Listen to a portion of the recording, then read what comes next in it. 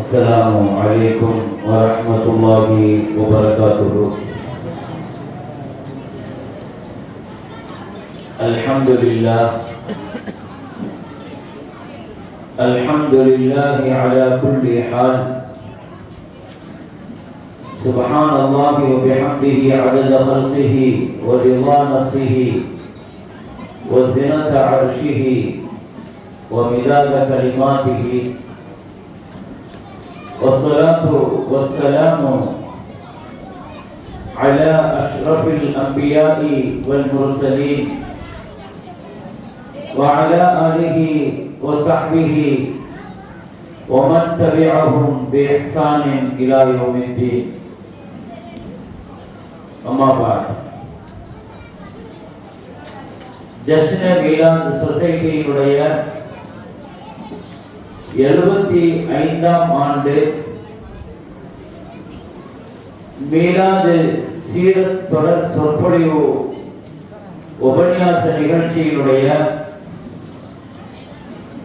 6வது நாளான இன்றைய தின நிகழ்ச்சியை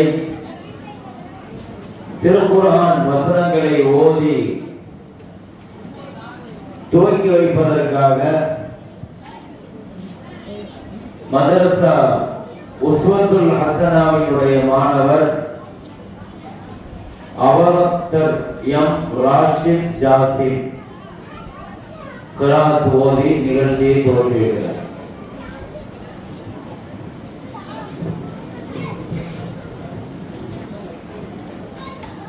السلام عليكم ورحمة الله تعالى وبركاته.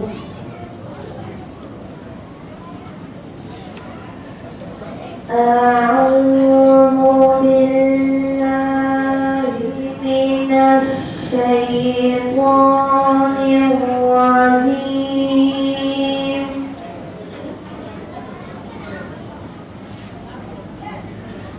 بسم الله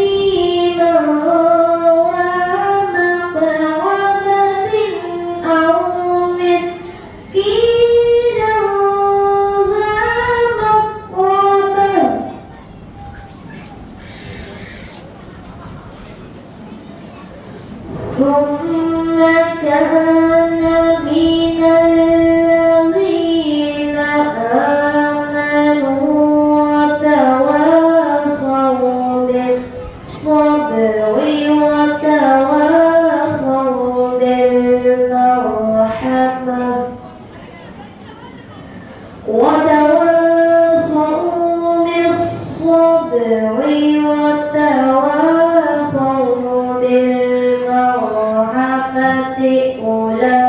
أولئك أصحاب الميمنة والذين كفروا بآياتنا هم أصحاب المشأمة عليهم نار مؤصدة صدق الله العظيم. السلام عليكم ورحمة الله تعالى وبركاته.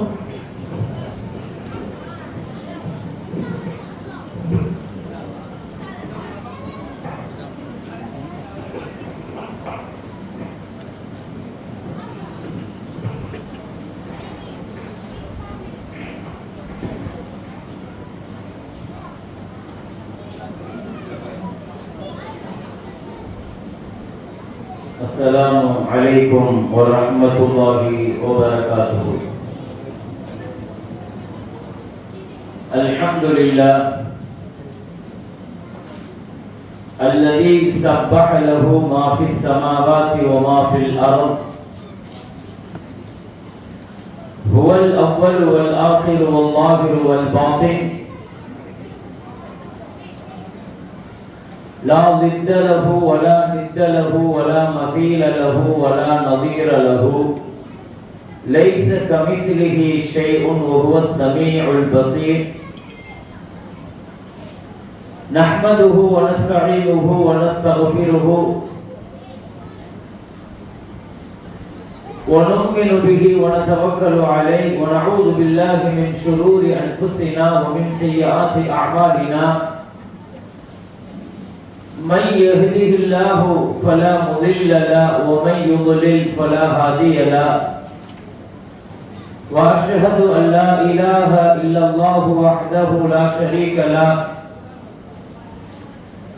وأشهد أن محمدا عبده ورسوله. اللهم صل على المصطفى حبيب الله سيدنا ونبينا وحبيبنا وقرة أعيننا محمد صلى الله عليه وسلم وعلى آله الطيبين وأصحابه الغر الميامين وأهل بيته ما اتصلت عين بنظر ووعت أذن بخبر وسلم تسليما كثيرا. أما بعد، فقد قال الله تعالى في كلامه القديم والفرقان الحميد: بسم الله الرحمن الرحيم، اقرأ باسم ربك الذي خلق، خلق الإنسان من علق، اقرأ وربك الأكرم الذي علم بالقلم، علم الإنسان ما لم يعلم. قال نبينا وحبيبنا وشفيعنا وقائدنا وأسوتنا محمد رسول الله صلى الله عليه وسلم: من رآني في المنام فقد رآني. صدق نبينا سيد البشر محمد رسول الله صلى الله عليه وسلم. قال الإمام البوصيري رحمه الله: هو الحبيب الذي ترجى شفاعته لكل هول من الأهوال مقترب. அளவற்ற அருளாளன், நிகரில்லா அன்புடையோன், எல்லாம் வல்ல அல்லாஹுவை போற்றி புகழ்ந்தவனாக உயிருக்கு உயிரான உயிரினும் மேலான கண்மணியான ஹாத்தமுல் அம்பியாயி சையதுல் அத்கியாயி தாஜுல் அவுலியாயி ஹபீபுனா ஷஃபீஉனா ரசூலுல்லாஹி ஸல்லல்லாஹு அலைஹி வஸல்லம் அவர்கள் மீதும் அவர்களின் பரிசுத்த தோழர்கள், குடும்பத்தார்கள், உம்மத்தார்கள், இங்கு சங்கமித்திருக்கிற சப்தங்களை செவியேற்கிற நம் அனைவர்கள் மீதும் அல்லாஹுவின் அன்பும் அருளும் என்றென்றும் நிலவட்டுமாக. எல்லாம் வல்ல ரப்புல் ஆலமீன் அல்லாஹ் தஆலா வாழும் காலமெல்லாம் ஆரோக்கியத்துடன் சரீர சுகத்துடன் அவனுக்கு பொருத்தமான நல்லமல்கள் செய்து அவன் ஹபீப் ஸல்லல்லாஹு அலைஹி வஸல்லத்தினுடைய மஹப்பத்தையும் ஷஃபாஅத்தையும் பெறுகிற நல்ல நசீபுள்ள மக்களில் அல்லாஹ் நம் அனைவர்களையும் அல்லாஹ் கபூல் செய்வானாக. இந்த சபையின் பரக்கத்தினால், இந்த மாதத்தின் பரக்கத்தினால், முஹம்மது ஸல்லல்லாஹு அலைஹி வஸல்லம் அவர்களின் பொருட்டினால் பேசப்படுகிற சீரத்தின் பரக்கத்தினால் அல்லாஹ் நம்முடைய எல்லா பாவங்களையும் அல்லாஹ் மன்னித்து சொர்க்கவாசியாக அல்லாஹ் நம் அனைவர்களையும் அல்லாஹ் கபூல் செய்வானாக. கண்ணியமிக்க முஃமினீன்களே, அல்லாஹ்வுடைய நல்லடியார்களே, ஜஸ்னே மீலாது சொசைட்டியினுடைய 75ஆம் ஆண்டு பவள விழா மீலாது சீரத்து தொடர் சொற்பொழிவு நிகழ்ச்சி இது 6வது தினமான இன்றைய தினம் 5 நாட்களை நாம் பல்வேறு தலைப்புகளில் சீரத்தினுடைய தொடர் வரலாறுகளில் நாம் நிறைவு செய்திருக்கிறோம். அல்ஹம்துலில்லாஹ் சும்மா அல்ஹம்துலில்லாஹ். நபி முஹம்மது ரசூலுல்லாஹி ஸல்லல்லாஹு அலைஹி வஸல்லத்தினுடைய 40 ஆண்டு காலங்களை அவர்கள் சந்தித்த விஷயங்கள், கடந்து வந்த பாதை, பிறப்பிற்கு முன்னால் தேர்வு செய்யப்பட்ட சமூகம், பிறப்பின் போது நடந்த நிகழ்வுகள், சிறு வயது, வாலிப வயது, வியாபாரம், இதை தொடர்ந்த செய்திகள், 25 வயதிலிருந்து 40 வயது வரை நடைபெற்ற குடும்ப வாழ்க்கையினுடைய அறிவுரைகளும் நிகழ்வுகளும், நிகா விஷயங்களில்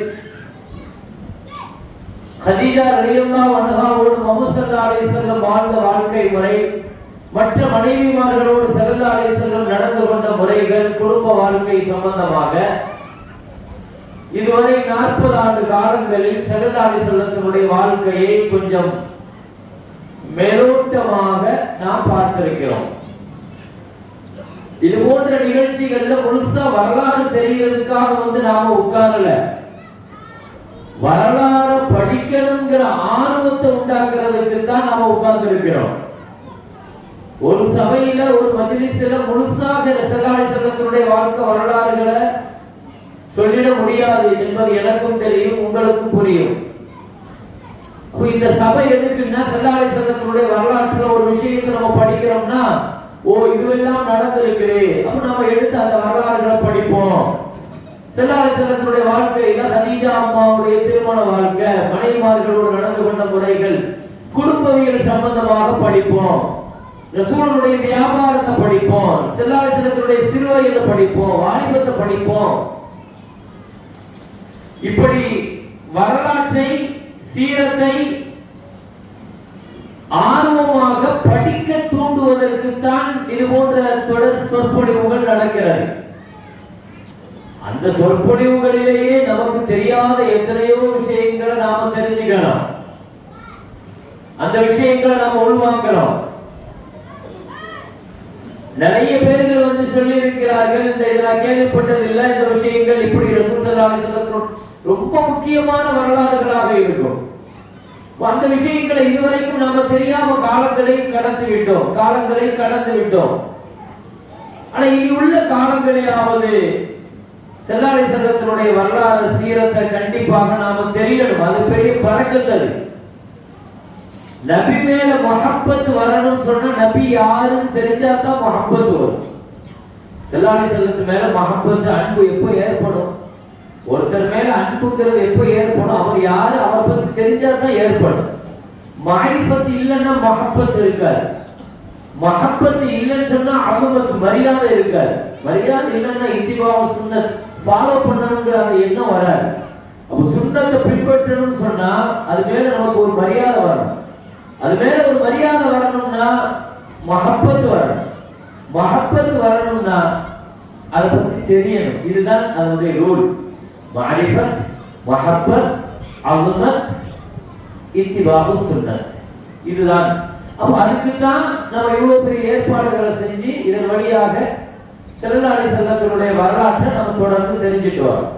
அப்ப இது இருக்கிற நாட்கள்ல நாம தெரிய போற விஷயங்கள் ரொம்ப முக்கியத்துவம் வாய்ந்த விஷயங்கள். நபி ஸல்லல்லாஹு அலைஹி வஸல்லம் நபித்துவம் பெற்ற இந்த நாட்களில் இருந்து இந்த 23 ஆண்டு கால வாழ்க்கையில ரொம்ப முக்கியமான பகுதியை பத்தி நம்ம அலச போறோம். ஏன்னா இந்த 23 வருஷம் வாழ்க்கையில தான் சமுதாயத்திற்கு தேவையான அத்தனை விஷயங்களும் இருக்கு. வரலாற்றை புரட்டி போட்ட பெரிய பெரிய வரலாறுகள் எல்லாம் இந்த 23 ஆண்டு காலங்கள்ல தான் நடந்துச்சு. மனித வாழ்க்கையை திருத்தி அமைக்கிற ஒரு பெரிய நாகரிகம் இந்த 23 வருஷத்துல தான் நடந்துச்சு. நபித்துவத்திலிருந்து, மிஅராஜிலிருந்து, ஹிஜ்ரத்திலிருந்து, போர்க்களங்களிலிருந்து, முஅஜிசாக்களிலிருந்து வஃபாத்துன் நபி என்று வரலாறுகள் இப்படியே ரொம்ப முக்கியமான இடத்தை நோக்கி தான் இங்கே வரலாறுகள் நகரும். அப்ப இந்த 23 வருஷம் தான் உலகத்திற்கு அரசியலுக்கான வழி இருக்கிறது, ஆன்மீகத்திற்கு வழி இருக்கு, சமுதாயத்தை வழிநடத்துவதற்கு வழி இருக்கிறது. எந்தெந்த துறைகள்ல நபி ஸல்லல்லாஹு அலைஹி வஸல்லம் எப்படி சாதிச்சாங்க, ஒவ்வொரு துறை குறித்தும் ஸல்லல்லாஹு அலைஹி வஸல்லம் கையில் எடுத்த புரட்சிகள், சமூக புரட்சி, மூட நம்பிக்கை ஒழிப்பு புரட்சி, பொருளாதார புரட்சி, அரசியல் புரட்சி, கல்வி புரட்சி, பெண்ணுரிமை புரட்சி, இந்த உலகத்துல ஸல்லல்லாஹு அலைஹி வஸல்லம் செய்த புரட்சிகள் சொல்லிட்டு ஒரு தனியாக நம்ம பேசணும். எத்தனை துறைகளுக்கு ஸல்லல்லாஹு அலைஹி வஸல்லம் எடுத்து பெரிய புரட்சிகரமான கருத்துக்களை முன் வச்சிருக்கிறாங்க, புரட்சிகரமான மாற்றங்களை கொண்டு வந்தாங்க. எனவே ரொம்ப முக்கியமான கட்டங்களை நாம கடக்க போறோம். இனி உள்ள விஷயங்கள் ஒவ்வொன்றும் உற்று நோக்கி கவனிக்கணும். அந்த வரலாறுகள் எல்லாம் ரொம்ப தெல்ல தெளிவாக பதிவு செய்யப்பட்டிருக்கிறது. இந்த உம்மத்துக்கு கிடைச்ச பெரிய நசீப் என்னன்னா, இந்த உம்மத்துக்கு இப்படி ஒரு தலைவர் கிடைச்ச பெரும்பாக்கியம் என்னன்னா, அதை விட அந்த தலைவருடைய வாழ்க்கையை அணுவணுவாக பதிவு செஞ்சு வச்சிருக்கிற ஒரு சமுதாயம் நம்ம சமுதாயம். ஒரு தலைவரை இவ்வளவு தூரம் வரலாற்றுல பதிவு செய்த ஒரு சமூகத்தை உலகத்துல எங்கேயும் பார்க்க முடியாது. ஒரு சமூகத்தை இவ்வளவு தூரம் துல்லியமாக ஒரு தலைவருடைய வாழ்க்கைய வாழ்நாள்ல எத்தனை தடவை சிரிச்சிருப்பாங்க, எத்தனை தடவை அழுதுருப்பாங்க, இதையெல்லாம் தனிப்பட்ட முறையில் எழுதி வச்சிருக்கிறாங்க. எத்தனை தடவை பல்லு கடவாப்பற்கள் தெரிகிற அளவுக்கு சிரிச்சிருக்கிறாங்க. தலையில எத்தனை நரைச்ச முடி இருந்துச்சு, தாடியில எத்தனை நரைத்த முடி இருந்துச்சு, அங்க அசைவுகள், புருவம் எப்படி இருக்கும், கண்ணம் எப்படி இருக்கும், உதடுகள் எப்படி இருக்கும், கை கால்கள் எப்படி இருக்கும், பேசினா எப்படி பேசுவாங்க, நடந்தா எப்படி நடப்பாங்க, உட்கார்ந்தா எப்படி உட்காருவாங்க, சாப்பிட்டா எப்படி சாப்பிடுவாங்க, தூங்கினா எப்படி தூங்குவாங்க, தொழுகை, வணக்கம், இதெல்லாம் பதிவு செய்வது போல வாழ்க்கையை பதிவு செய்து வச்சிருக்கிறாங்க சஹாபாக்கள். உலகத்துல இப்படி ஒரு வரலாற்றுல பதிவு செய்யப்பட்ட ஒரு தலைவரை உலகத்துல எந்த சமூகத்திற்கும் கிடைக்கல. மைக்கேல் ஹெச் ஹார்ட் சொல்லுவார், நான் ஏற்றுக்கொண்டிருக்கிறது ஈசாவை தான், ஆனா அந்த ஈசாவுக்கு முதலிடம் கொடுக்கல. தி 100ங்கிற புக்ல நான் ஏன் முகமது நபி ஸல்லல்லாஹு அலைஹி வஸல்லத்துக்கு முதலிடம் கொடுத்தேங்கிறதுக்கு அவர் நிறைய காரணங்களை சொல்லுவார், நிறைய காரணங்களை சொல்லுவார். அது தி 100ங்கிற புக்கெல்லாம் நீங்க படிக்கணும். அது ஒரு முக்கியமான வரலாற்று நூல். அது 100 தலைவர்கள்ங்கிற பெயர்ல தமிழ்ல வந்து எல்லா மொழியிலும் இருக்குது. மைக்கேல் ஹெச் ஹார்ட் எழுதுறார், தமிழ்ல மனைவி முஸ்தபா எழுதி இருக்கிறாங்க, இங்கிலீஷ்ல இருக்குது, உருதுல இருக்குது, எல்லாம் மொழிபெயர்க்கப்பட்ட நூல் அது தி 100. உலகத்தினுடைய 100 தலைவர்களை எடுத்து அவர் ஒரு பெரிய அனலைஸ் பண்றாரு, ரிசர்ச் பண்றாரு. உலகத்துல முஹம்மது ஸல்லல்லாஹு அலைஹி வஸல்லத்தை வந்து முஸ்லிம் முஸ்லிம்களை விட நான் முஸ்லிம் நிறைய ரிசர்ச் பண்ணி வச்சிருக்கிறாங்க. ஆனா அந்த நபியை பெற்றிருக்கிற இந்த சமுதாயம் அந்த நபியை பத்தி முழுசா விளங்கல. ஸல்லல்லாஹு அலைஹி வஸல்லம் பத்தி நாம ஒழுங்கா சரியா விளங்கல. ஆனா நான் முஸ்லிம்ஸ் மிக தெளிவா விளங்கி இருக்கிறாங்க. ரசூலை பத்தி அப்படி ரிசர்ச் பண்றாங்க. ஒவ்வொருத்தங்களும் அவங்களுடைய பார்வையில மைக்கேல் எச் ஹார்ட் அவர் சொல்லுவார், 10 லட்சம் பேர்களில் ஒரு தலைவரை நான் எடுத்தேன். இந்த 100 பேர்களை நான் சும்மா எடுக்கல, உலகம் முழுக்க உள்ள சேர்ந்த தலைவர்களை அவர் எடுக்கிறாரு. 10 லட்சம் பேருக்கு ஒரு தலைவர் அப்படின்னு கணக்கு போட்டு 100 பேர்களை அவர் எடுக்கிறாரு. உலகத்தில் ஆளுமை மிக்கவர்கள் ஒரு 10 லட்சம் பேர்ல ஒருத்தர் தான் இருப்பாருன்னு அவர் பார்வை. எல்லாத்துக்கும் ஆளுமை இருக்காது, எல்லாருக்கும் பன்முகத்தன்மை இருக்காது, எல்லாருக்குமே டேலண்ட் இருக்காது. ஒரு இதுல ஜெயிச்சா இன்னொரு இதுல தோத்து போயிடுவார். எத்தனையோ பேர்கள் சமூக வாழ்க்கையில ஜெயிச்சிருக்கிறாங்க, ஆனா குடும்ப வாழ்க்கையில தோத்து போயிருக்கிறாங்க. குடும்பத்துல ஜெயிச்சவங்க அரசியல்ல தோத்து போயிருக்கிறாங்க, அரசியல்ல ஜெயிச்சவங்க ஆன்மீகத்துல தோத்து போயிருக்கிறாங்க, பொருளாதாரத்துல ஜெயிச்சவங்க கல்வியில தோத்து போயிருக்கிறாங்க. ஒரு துறையில ஜெயிச்சா இன்னொரு துறையில என்ன செஞ்சாங்க? உலகத்துல எல்லா துறைகளையும் ஜெயிக்கிறதுக்கு உலகத்துல ஆள் இல்லைங்கிறார் அவரு. நான் எந்த அடிப்படையில இதை நான் வருஷப்படுத்திருக்கேங்கிறதுக்கு அவர் காரணம் சொல்றார் மைக்கேல் எச் ஹார்ட். உலகத்துல எல்லா துறைகளுக்கும் எந்த துறையை எடுத்தாலும் அதுல தோல்விங்கிறது கிடையாது. எல்லா துறையையும் டச் பண்ணி இருக்கிறாரு. அவர் சொல்றாரு, முகமது நபியே நான் முதலிடம் கொடுத்தேன், எத்தனை எதிர்ப்பு வந்துச்சு தெரியுமாங்கிறாரு. எவ்வளவு பிரச்சனைகளை நான் சந்திச்சேன் தெரியுமா? ஆனாலும் இப்படி ஒரு ஆளுமை மிக்க ஒரு தலைவர் உலகத்துல பார்க்கவே முடியாது. எல்லா துறைகளுக்கும் வழிகாட்டி. நிறைய பேர் இடத்தில் கேட்டார்கள், அது என்ன நீங்க கிறிஸ்து இயேசுவை நீங்க ஏற்றிருக்கிறீங்க, அந்த இயேசுவுக்கு ஏன் 3வது இடம் கொடுத்திருக்கிறீங்கன்னு எங்களை கேட்டார். நிறைய பேர் இதை கேட்கிறாங்க. நான் சொன்னேன் 2 விஷயத்தை மட்டும் சொன்னேன். முதல் விஷயம், எனக்கு வாழ்க்கைக்கு வழிகாட்டுவதற்காக வந்தவர்கள் தான் தூதர்கள், கடவுள்கள் சொல்றீங்க. அவர் சொன்ன வார்த்தை. நான் கேட்கிறேன், ஈசா நபியை பத்தி, இயேசு கிறிஸ்துவை பத்தி, அவர் வாழ்ந்த நாட்கள் எத்தனை நாட்கள் உங்கள்கிட்ட குறிப்பு இருக்குதுன்னு கேட்கிறாரு. வரலாற்றுல 33 நாள் தவிர ஈசா நபி வாழ்ந்த வாழ்க்கையினுடைய நாட்கள் வரலாற்றுல இல்லையா? அவர் சொல்றாரு, இங்கேயே முதல்ல வரலாறு தோத்து போச்சுங்கிறார். நான் முகமது நபி ஸல்லல்லாஹு அலைஹி வஸல்லத்தை பத்தி சொல்றது 2வது இருக்கட்டும்ங்கிறார். ஈசா நபியினுடைய வாழ்க்கையை உங்கள்கிட்ட எத்தனை நாள் வச்சிருக்கீங்க? ரெக்கார்ட் பண்ணி டாக்குமெண்ட் பண்ணி வச்சிருக்கீங்க. 33 நாள் கூட எனக்கு கிடைக்கல. இருந்தா கொண்டு வாங்குங்கிறாரு. எங்க வாழ்ந்தாரு, எப்படி செஞ்சாரு, என்ன செஞ்சாரு, காலையில் என்ன செய்வாரு, மதியானம் என்ன செய்வாரு, சின்ன வயசுல என்ன செஞ்சாரு, அதுவும் கூட குர்ஆன் பேசுற மாதிரி கூட வேற எந்த வேதமும் ஈசா நபியை பத்தி பேசலையே. அவர் சொல்றாரு, அவர் பெயர் இயேசுதானாங்கிறதே முதல்ல வரலாற்றில் நிரூபிக்கப்படலங்கிறார். அவர் இயேசுங்கிற பேரே வரலாற்றில் என்ன செய்யப்படல. சரி, அதை விடுங்க. அடுத்து அவர் கேட்கிறாரு, மனிதர்களுக்கு வழிகாட்டணும்னு சொன்னா ஒரு குடும்ப தலைவர் ஒருத்தர் ஈசா நபிகிட்ட வழிகாட்டுறதுக்கு என்ன செய்வாரு? ஒரு வாப்பா, ஒரு தந்தை, ஒரு கணவர். ஈசா நபியை ஒரு தந்தையாகவும் நீங்க பார்க்க முடியாது, ஒரு கணவராகவும் நீங்க பார்க்க முடியாது. சரி, வாப்பாட்ட எப்படி நடந்துக்கணும்? ஈசா நபிகிட்ட இருந்து வரலாறு கிடைக்குமா? தந்தை இல்லாம பிறந்திருக்கிறாங்க. அவரும் நிக்காஹ் செஞ்சு தந்தை ஆகல. அப்ப தானும் தந்தையினுடைய இடத்துல இருந்து வழிகாட்டல. தான் தந்தையிட்ட மகனாக எப்படி நடந்திருப்பாருங்கிறதுக்கு வழி என்ன செய்ய முடியாது. அடிப்படையே போயிடுச்சு. ஒரு தந்தை நடக்கிறதுக்கு ரோல் மாடல் இல்ல, மகன் நடக்கிறதுக்கு ரோல் மாடல் இல்லையே, ஒரு கணவன் நடக்கிறதுக்கு ரோல் மாடல் இல்லையே, கல்யாணம் முடிக்கலையே. வியாபாரம் செஞ்சாரா, செய்யலையா, வியாபாரத்துல எப்படி, அரசியல் செஞ்சாரா, செய்ய ஏதாவது இருக்குதான்னு கேட்கிறார் அவர். வரலாற்றுல அவர் எழுதுற அந்த நூல்ல 100 நூல் நிறைய காரணங்கள் அவருடைய முன்னுரைகள்ல எழுதுற. நான் ஏன் அப்படி எழுத, ஒரு பெரிய புரட்சிகரமான ஒரு கருத்தை அவரே முன்னெடுத்திருக்கணும், அது சேர்ந்து நிறைய விஷயங்களை கிட்டத்தட்ட அந்த காரணங்கள்ல அவர் பேசிக்கிட்டே வரும்போது அவர் குறிப்பிடுற முக்கியமான காரணம் என்னன்னா, வரலாற்றில் அவர் வாழ்ந்த 63 வருஷ வாழ்க்கையும் துல்லியமாக பதிவு செய்யப்பட்டிருக்கிறது அப்படிங்கிறார். முகமது நபியினுடைய வாழ்க்கையில நான் திகைச்சு போறது அதுதான். அவ்வளவு துல்லியமாக பதிவு செய்யப்பட்டிருக்கு வரலாற்றுல. காலையில, மதியம், இரவு, காலையில எழுந்திருச்சதுல இருந்து தூங்க போற வரைக்கும் எந்த வருஷம் வேணும், 1 வயசா, 10 வயசா, 50 வயசா, 40 வயசா, 63 வயசா, என்ன வயசு வேணும், எல்லாத்தையும் எழுதி வச்சிருக்கிறாங்க. வாழ்நாளில் வாழ்ந்த நாட்கள், நிமிடங்கள், நொடிகள், இந்த சமுதாயம் அப்படி எழுதி வச்சிருக்குது. குடும்ப வாழ்க்கை, அரசியல், ஆண்மை அனைத்துக்கும் வழிகாட்டுறார்.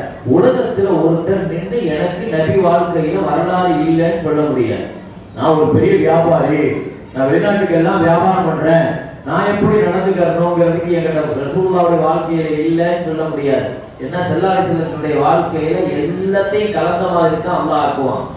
ஏழையாகவும் வாழ்ந்திருக்கிறாங்க, பணக்காரராகவும் வாழ்ந்தாங்க, குடிமக்களாகவும் வாழ்ந்தாங்க, அரசியல் தலைவராக வாழ்ந்திருக்கிறாங்க ஸல்லல்லாஹு அலைஹி வஸல்லம். ஆன்மீகம், அரசியல், பொருளாதாரம் எல்லாம் இருக்கும், எல்லாம் கலந்து இருக்கும். குடும்பமும் இருக்கும், ஆன்மீகமும் இருக்கும். வாழ்க்கையில ஒண்ணு இல்லைன்னு சொல்ல முடியாது ஸல்லல்லாஹு அலைஹி வஸல்லம் வாழ்க்கை. சரி, அப்ப நான் இங்க என்ன சொல்ல வரேன், ஹஜ்ரத் ரசூலுல்லாஹி ஸல்லல்லாஹு அலைஹி வஸல்லம் இப்படி ஒரு நிறைவான ஒரு வாழ்க்கையை தந்த ஸல்லல்லாஹு அலைஹி வஸல்லத்துடைய வாழ்க்கையினுடைய இந்த 23 ஆண்டு காலங்கள் என்பது அவ்வளவு துல்லியமாக சஹாபாக்கள் பதிவு செஞ்சு வச்சிருக்கிறாங்க. ஹதீஸ பதிவு செய்யற துறையில மட்டுமே சஹாபிகள், மற்றவங்க எல்லாத்தையும் சேர்த்து ராவிகள் சுமார் 5 லட்சம் பேர் ஹதீஸ பதிவு செய்யற இடத்துல இருக்காங்க. ஸல்லல்லாஹு அலைஹி வஸல்லத்துடைய வாயிலிருந்து வந்த வார்த்தைகளை பதிவு செய்யறதுக்கு மட்டுமே 5 லட்சம் பேர் இருக்கிறாங்க. அது தனி துறையாக இருக்கு. அவ்வளவு தூரம் 5 லட்சம் பேர் இருக்கிறாங்கிறத விட இந்த 5 லட்சம் பேர்களையும் வரலாற்றை பதிவு செஞ்சு வச்சிருக்கிறாங்க. ஏன்னா எங்க நபிய பத்தி நீ போன போக்குல பேசிட்டு போயிடக்கூடாது. நீ பேசுனா நீ யாரு, உன் கேரக்டர் என்ன, உன் குணம் என்ன, இந்த வரலாறு பதிவு செய்வோம். இதுதான் ஸல்லல்லாஹு அலைஹி வஸல்லம். நபிய தொட்டா அவர் வரலாற்று பதிவு செய்யப்படுவார். அந்த அளவு தூரம் ஸல்லல்லாஹு அலைஹி வஸல்லத்துடைய வாழ்க்கை வரலாறுகள் துல்லியமாக பதிவு செய்யப்பட்டிருக்கிறது. எனவே நாம படிக்கணும் பெருமக்களை. இதை தூண்டுறதுக்கு ஒரு பெரிய விழிப்புணர்வு உண்டாக்குறதுக்கு தான் இந்த நிகழ்ச்சி. அதனால முழுசா வரலாறுகளை இங்கு சொல்றதுங்கிறது சாத்தியமில்லை யாருக்குமே. நபிகள் நாயகம் ஸல்லல்லாஹு அலைஹி வஸல்லத்துடைய வாழ்க்கையின் முக்கியமான பகுதி இந்த நபித்துவம். நபியாக ஸல்லல்லாஹு அலைஹி வஸல்லம் நபி பட்டம் வாங்குறதுன்னு சொல்லுவாங்க இல்லையா, நுபுவத். 40வது வயதில் இது தரப்படுகிறது. இங்க முதல்ல நம்ம வழங்கணும், நம்முடைய ஆயுள்ள வயசுல 40ங்கிறது அல்லாஹ்வுக்கு ரொம்ப பிடித்தமான வயசு. 40 வயதுங்கிறது குர்ஆன்ல அல்லாஹ் சொல்றான். 40 வயதை ஒரு மூமின் சந்திக்கிற பொழுது அவர் ஒரு 6 விஷயத்துக்காக அல்லாஹ்ட்ட துஆ செய்யணும். وَوَصَّيْنَا الْإِنسَانَ بِوَالِدَيْهِ حَمَلَتْهُ أُمُّهُ وَهْنًا عَلَى وَهْنٍ وَفِصَالُهُ فِي عَامَيْنِ أَنِ اشْكُرْ لِي وَلِوَالِدَيْكَ. அல்லாஹ் குர்ஆன்ல இத சொல்றான். மனிதனுக்கு நாம் வசியத்து பண்றோம் அப்படின்ட்டு உபதேசம் பண்றோம் அப்படின்னு சொல்லிட்டு அல்லாஹ் சொல்லும்போது وَبَلَغَ 40 سَنَةً 40 வயசு அடைஞ்சிட்டா அவர் அல்லாஹ்ட்ட இப்படி ஒரு துஆவை கேட்கணுமா, ரப்பி அவ்ஸிஅனி அன் அஷ்குர நிஅமதக அல்லதி அன்அம்த அலைய வஅலா வாலிதைய வ அன் அஅமல சாலிஹன் தர்வாஹு வஅஸ்லிஹ் லி ஃபீ ذُرِّيَّتِي இன்னி துபுத்து இலைக வ இன்னி மினல் முஸ்லிமீன். குர்ஆன்ல அஹ்காஃப் அப்படின்னு ஒரு சூரா வருது. அஹ்காஃப் 26வது ஜுஸு. இதனுடைய 2வது பக்கத்துல இந்த துஆ இடம்பெறும் குர்ஆன்ல. வாய்ப்பு கிடைச்சா நீங்க அந்த துஆவை கண்டிப்பாக மனப்பாடம் பண்ணணும். ஏன்னா அந்த துஆ ரொம்ப முக்கியமானது. நம்ம 40 வயசு நம்ம கடந்துட்டாலும் பரவாயில்லை, ஓதலாம். அதை விட மேலே நமக்கு பின்னால வந்திருக்கிற நம்ம மக்கள், பேர பிள்ளைங்க, இவங்களுக்கு இந்த துஆவை நம்ம என்ன செய்யணும், கண்டிப்பாக கற்றுக் கொடுக்கணும். 40 வயது என்பது ஒரு மனிதனுடைய வாழ்க்கையில வயதுல ஒரு பெரிய டேர்னிங் பாயிண்ட். இதுவரைக்கும் மிஷினுக்கு எதுவுமே போடாம போய்கிட்டே இருக்கும். 40 வயசுக்கு பின்னால சர்வீஸ் பண்ணணும். அப்படியே கொஞ்சம் கொஞ்சமா ஒவ்வொரு உறுப்பினுடைய செயல்பாடுகள், ஆரோக்கியம் இதெல்லாம் அப்படியே டவுன் ஆகும். 40 வயசுல ஒரு உழுப்பு ஒன்று உழுக்கும். 40 வயசுல உடல் ரீதியாக 40 எனக்கு 40 வந்துச்சு இல்லையே அப்படிங்கிற அர்த்தம் கிடையாது. அது இஸ்லாமிய ஆண்டு கணக்குப்படியாக இருக்கும். 40 வயதில் தொழுகிற யாராக இருந்தாலும் உடல் ரீதியாக ஒரு வகையான மாற்றம், மன ரீதியாக ஒரு வகையான பக்குவம் 40 வயசுல ஏற்படும். அப்ப அல்லாஹ் வந்து நபித்துவத்திற்கு தேர்வு செய்த வயசு இது ரொம்ப முக்கியம்ங்கறனா. ஸல்லல்லாஹு அலைஹி வஸல்லம் சொன்னாங்க 40 வயது அடைஞ்சிட்டான ஒரு மூமின் அவனுடைய நன்மைகள் அதிகமாகிரும், பாவம் குறைஞ்சிரும். நான் ஸல்லல்லாஹு அலைஹி வஸல்லம் 40 வயசுக்கு மேல பாவம் அதிகமாகி நன்மை குறைஞ்சா அல்லாஹ் அவனை பார்க்க வெட்கப்படுறான்னு நான் ஸல்லல்லாஹு அலைஹி வஸல்லம். அல்லாஹ் இவ்வளவு பெரிய பக்குவமாயின 40 வயசுங்கிறது நபித்துவ வயசு. அல்லாஹ் நம்மள பக்குவமா பார்க்கறான், பக்குவப்பட்டிருக்கணும். அந்த வயசுல பக்குவப்பட்டிருக்கணும். 20 வயசுல 25 வயசுல என்ன செயல்பாடுகள் இருந்துச்சோ அதே செயல்பாடு 40 வயசுல 50 வயசுல இருக்க கூடாது. ரப்பி அவ்ஸினி அன் நஷ்குர நிஅமதக அல்லதி அன்அம்த அலைய. 6 விஷயத்தை அல்லாஹ் கேட்க சொல்றான் 40 வயசுல. ஒண்ணு, யா அல்லாஹ் எனக்கு நீ இதுவரை செய்த அந்த நிஅமத்திற்கு நான் காலமெல்லாம் உனக்கு நன்றி சொல்லக்கூடியவனாக என்ன ஆக்குவேன். ரப்பி அவ்ஸினி அன் நஷ்குர நிஅமதக அல்லதி அன்அம்த அலைய. அப்படிதானே அல்லாஹ்வுடைய நியாமத்துங்கிறது 40 வயசுல இதுவரைக்கும் எத்தனை ஒரு நியாமத்தை நம்ம எப்போ புரிகிறோம், அது எப்போ புரிகிறோம், எப்போ நம்மள்ட்ட இருந்து அது கொஞ்சம் கொஞ்சமாக அதை இழக்கிறோமோ அப்பதான் அதை புரியும். ஆரோக்கியத்தினுடைய மதிப்பை எப்போ விளங்குறோம், ஆரோக்கியத்தினுடைய நியாமத்தை எப்போ விளங்குறோம், அதை இழந்ததற்கு பின்னால தான் என்ன செய்யணும். ஸல்லல்லாஹு அலைஹி வஸல்லம் சொன்னாங்க, ஒவ்வொரு நாள் காலையில எழுந்திருச்ச உடனே 3 விஷயத்திற்காக அல்ஹம்துலில்லாஹ் அல்லாஹ்வுக்கு நன்றி செலுத்திட்டு ஒரு நாள் ஆரம்பிங்கன்னாங்க. மன் நஸ்பஹ மின்கும் ஆமினன் ஃபீ சிர்பி முஆஃபன் ஃபீ ஜஸதி கூத்து யௌமி. ஸல்லல்லாஹு அலைஹி வஸல்லம் காலையில எழுந்திருக்கிற பொழுது உனக்கு 3 விஷயம் இருக்கா பாரு. முதல்ல ஆமினன் ஃபீ சிர்பி, உன் குடும்பத்துல நிம்மதி இருக்குதான்னு பாரு. பதட்டம் இல்லை, அச்சம் இல்லை, பயம் இல்லை, நிம்மதியா இருந்திருக்கிறோம். இந்த அமைதி, இந்த அம்னு உனக்கு கிடைக்குது, பெரிய நசீப்.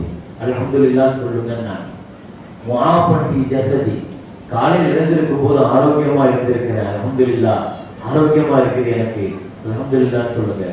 கூத்து யௌமிஹி, இன்னைய நாளை கழிக்கிறதுக்கு எனக்கு ரிஸ்க் இருக்குதான்னு பாருங்க. இன்னைய நாளை இன்னைக்கு கழிக்கிறதுக்கு ரிஸ்க் இருக்கு, அல்ஹம்துலில்லாஹ்.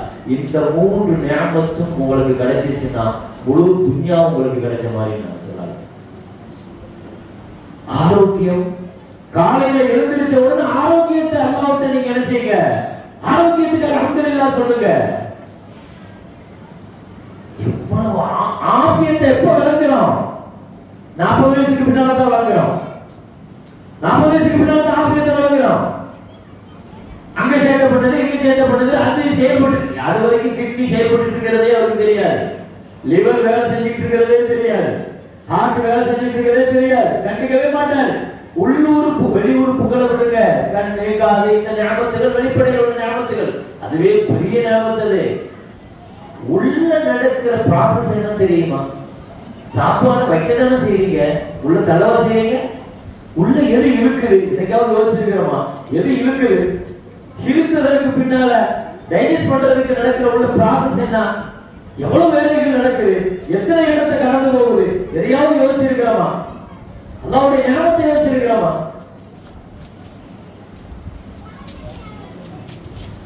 குழந்தை தாயினுடைய கர்ப்பத்தில் இருக்கும் போது குழந்தை மூக்கால மூச்சு விடாது. குழந்தை மூக்கால செய்யாது, மூச்சு விடாது. ஏன்னா மூக்கால மூச்சு விட்டா குழந்தை மௌத்தாரு. அதனால அல்லாஹ் ஒரு லாக் வச்சிருப்பான் அந்த குழந்தை. ஹார்ட்லயும் லங்ஸ்லயும் ஒரு லாக் இருக்கும், ஒரு சரிப்படுற மாதிரி. குழந்தை பிறந்த உடனே எல்லாருமே பிள்ளை அழணும்னு சொல்லி ஆசைப்படுவாங்க. ஏன்? அழுதாதான் அந்த லாக் உடையும். லங்ஸ்ல இருக்கிற அந்த லாக், ஹார்ட்ல இருக்கிற அந்த லாக் அந்த சரிப்படுற மாதிரி உடையும். அதுக்கு பின்னால குழந்தை மூக்கால மூச்சு விட ஆரம்பிக்கும். அப்போ மூச்சு விடுறது தான் ஒரு நாளைக்கு 22ல இருந்து 23,000 தடவை ஒரு மனுஷன் மூச்சு விடுறான்.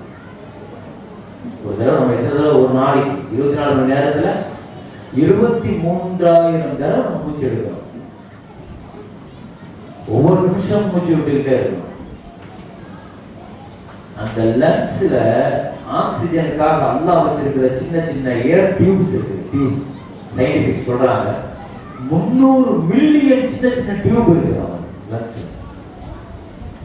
அதை விரிச்சேன்னா அது பல 1000 கிலோமீட்டர் கணக்கு விரியுமா.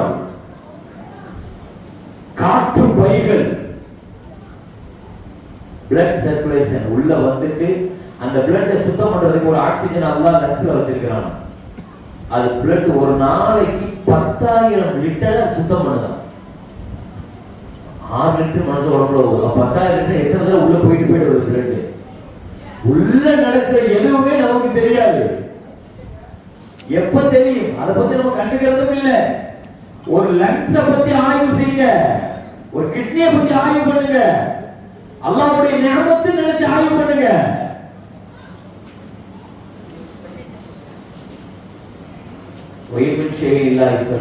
எல்லாமே தஸ்பீஹ். அமெரிக்காவுடைய ஒரு டாக்டர் அவர் எனக்கு பழக்கமானாரு அப்படிங்கிறாரு. பாகிஸ்தானுடைய ஜுல்ஃபிகார்ங்கிறாரு. அவர் ஹார்ட் ஸ்பெஷலிஸ்ட், நிறைய எக்யூப்மெண்ட்லாம் நிறைய வச்சிருக்கிறாரு. அவர் ஹாஸ்பிட்டலுக்கு ஒரு நாள் கூப்பிட்டாரு. நான் போனேன். யூஸ்ல போய் அவர் எங்க சொன்னாரு, ஹார்ட்டினுடைய சத்தத்தை கேட்குறீங்களா அப்படின்னு எங்க சொன்னாரு. சரி, ஒரு அறைக்குள்ள என்ன அனுப்புனாரு. நான் உள்ள போனேன். அந்த சத்தம் லப்டப் அந்த சத்தம் கேட்குதுன்னு நம்ம சொல்லுவோம் இல்லையா? வெளியே உங்களோட சத்தத்தை கேட்டீங்களான்னு சொல்லிட்டு அவர் சொல்றாரு. ஆமா கேட்டேன். என்ன சொல்லுவோம்? ஹார்ட் ரப்பு ரப்புன்னு சொல்லுவோம். அவர் சொல்றாரு, நம்ம பார்க்கிற பார்வை நம்ம லப்டப்னு சொல்லுவோம். எல்லாமே தஸ்பீஹ் செய்கிறது, எல்லாமே தஸ்பீஹ் செய்து. ஆனால் தஸ்பீஹும் அதனுடைய தஸ்பீஹை நீங்க விளங்குறது இல்லை. உடல் உறுப்புகள் ஒவ்வொன்றும் அல்லாஹ் உள்ள தஸ்பீஹ் செய்கிறது. எனவே கண்ணியமிக்க மேலான பெருமக்களே, எனவே அல்லாஹ்வினுடைய பெரிய நியமத்துகளை, ஏராளமான நியமத்துகளை நாம் அனுபவிச்சுக்கிட்டே இருக்கிறோம். நியூயார்க்கினுடைய ஒரு பள்ளிவாசல்ல முஸ்லிம் ஒழு செஞ்சிட்டு இருக்கும் போது ஒரு டாக்டர் ஒருத்தர் அந்த பக்கமா கடந்து போனாரு. நின்று பார்க்கிறாரு. அவர் நான் முஸ்லிம் டாக்டர். கொஞ்ச நேரம் நின்று அப்படி பார்க்கிறாரு. அந்த முஸ்லிம் ஒழு செய்யறத பார்க்கிறாரு. ஒழு செய்ய முடிச்ச உடனே அந்த முஸ்லிமை கூப்பிட்டாரு. கூப்பிட்டு சொன்னாரா, என்ன செஞ்சீங்க இப்போ அப்படின்னு கேட்டார். நாங்க ஒழு செய்யறோம். இது யாரு உங்களுக்கு சொல்லி கொடுத்தா? எங்க நபி சொல்லி கொடுத்தாங்க. சரி, எங்களோட உடனே உங்களுக்கு காரணம் சொல்லுங்க. கையை கழுவுறீங்க, நான் பார்த்தேன். முகத்தை கழுவுறீங்க, பார்த்தேன். காலை கழுவுறீங்க, பார்த்தேன். தலையில கூட நீங்க என்ன செஞ்சீங்க? தடவுனீங்க, பார்த்தேன். இதெல்லாம் முன்னால் இருக்கிற பகுதி. டஸ்டா தூசியா கையில. பின்னால பெடலில ஏன் தண்ணி வச்சீங்கன்னு கேட்டாரு. இந்த முஸ்லிமுக்கு பெட தெரியல. நம்ம யோசிச்சிருப்போமா? பெடலில மசாலா செய்யணும் ஒன்று சொல்லிக்கலாம். சில அதை சொல்லி கொடுத்துருக்காங்க. முன்னால தூசி போட செய்யறோம், பின்னால. அவர் சொன்னானா,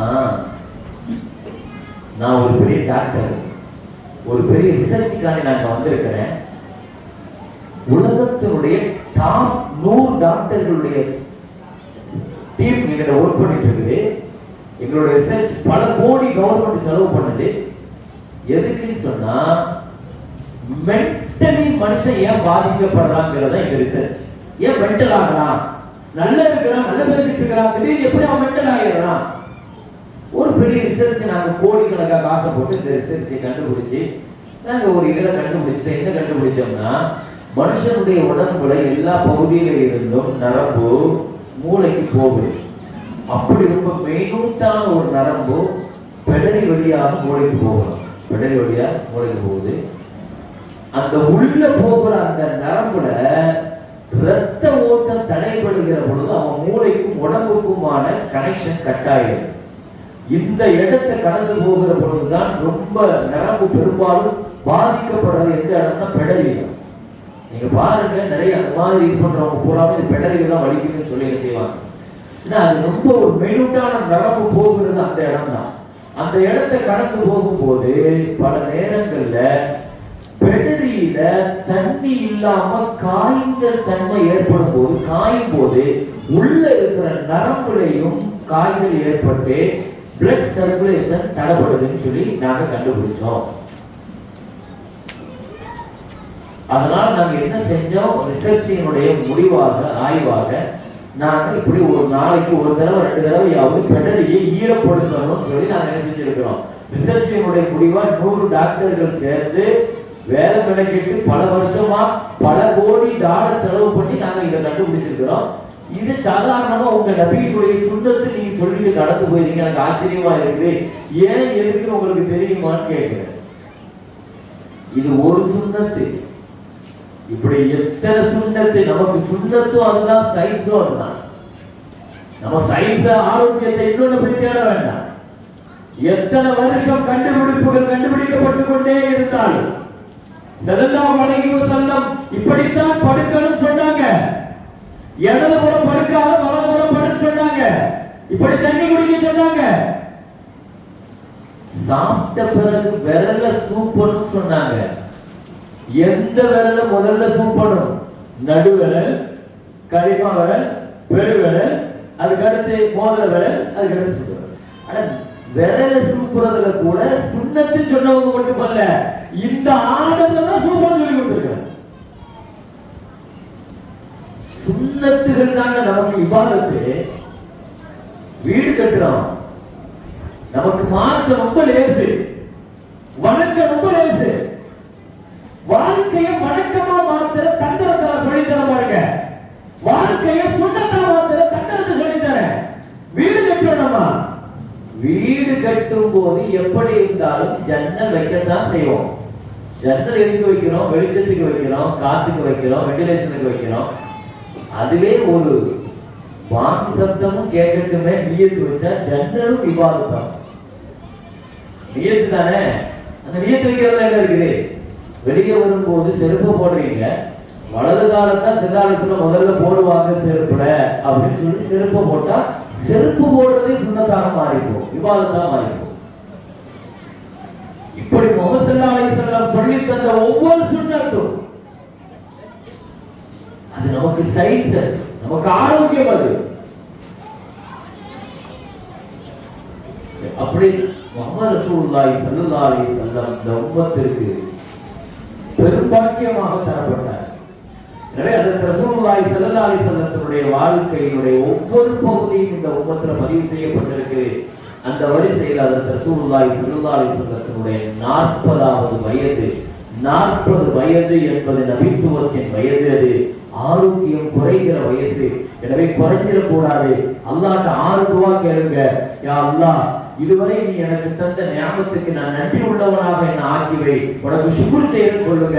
ஏன்னா அல்லாஹ்வை பொறுத்த வரைக்கும் அல்லாஹ் தந்த அருளுக்கு நம்ம சுக்ர் செஞ்சுட்டு அதிகமாகி தந்துருவான். அல்லாஹ் நியாமத்தை அல்லாஹ் அதிகமாகி தந்துருவான். 40 வயசுக்கு பின்னால் தான் அல்லாஹ்வுடைய நியாமத்தை நமக்கு அதிகமா வேணும்.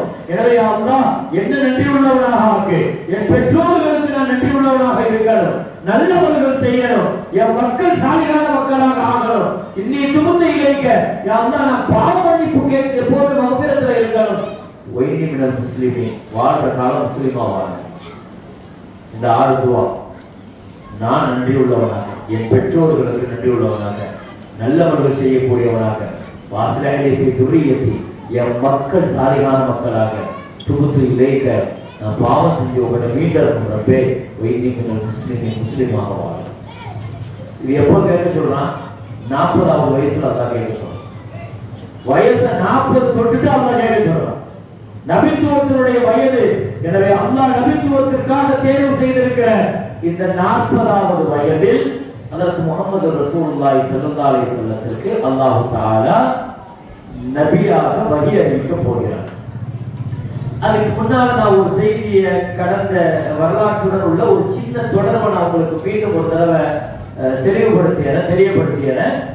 ஸல்லல்லாஹு அலைஹி வஸல்லம் இந்த கார ஹிரால போய் தனிமையில உட்காருவாங்க பாருங்க. இது நபியினுடைய குடும்பத்தினுடைய சுன்னத்து. அது அந்த காலகட்டத்தில் உள்ள குறைஷிகளுடைய சுன்னத்து. என்ன செய்வாங்கன்னா வருஷத்துக்கு ஒரு மாசம் போய் என்ன செஞ்சிருவாங்க, அந்த ஹிராமலையில போய் தனியா உட்காருவாங்க. அந்த ஜபல் நூர்ல ரமலான் ஒரு மாசம் போய் அவங்கள்ட்ட 3 அமல் இருக்குங்க. அன்னைக்கு மக்காவாசிகிட்ட இந்த 3 அமல் என்ன, ரமலான் மாசத்துல என்ன செய்வாங்கன்னா அந்த மலையில மேல போய் ஏறி தஅப்புத், தனிமை, முதல்ல தனியா ஹல்வத் தஅப்புத், அதுக்கு பின்னால் அன்னவர் இல் காபா போய் உட்காருவாங்க, வணக்கம் செய்வாங்க, காபாவை பார்ப்பாங்க. தனிமை, தியானம், காபாவை பார்க்கிறது அந்த மலையில. இத ஒரு வணக்கமாக செஞ்சுக்கிட்டே இருப்பாங்க அரபிகள். இது காலகாலமா ஸல்லல்லாஹு அலைஹி வஸல்லம் என்ன செஞ்சாங்க, அது அறியாமை காலத்தினுடைய அமல் தான் கூட நல்லமலா இருந்த ஸல்லல்லாஹு அலைஹி வஸல்லம் எடுத்துக்கிட்டாங்க.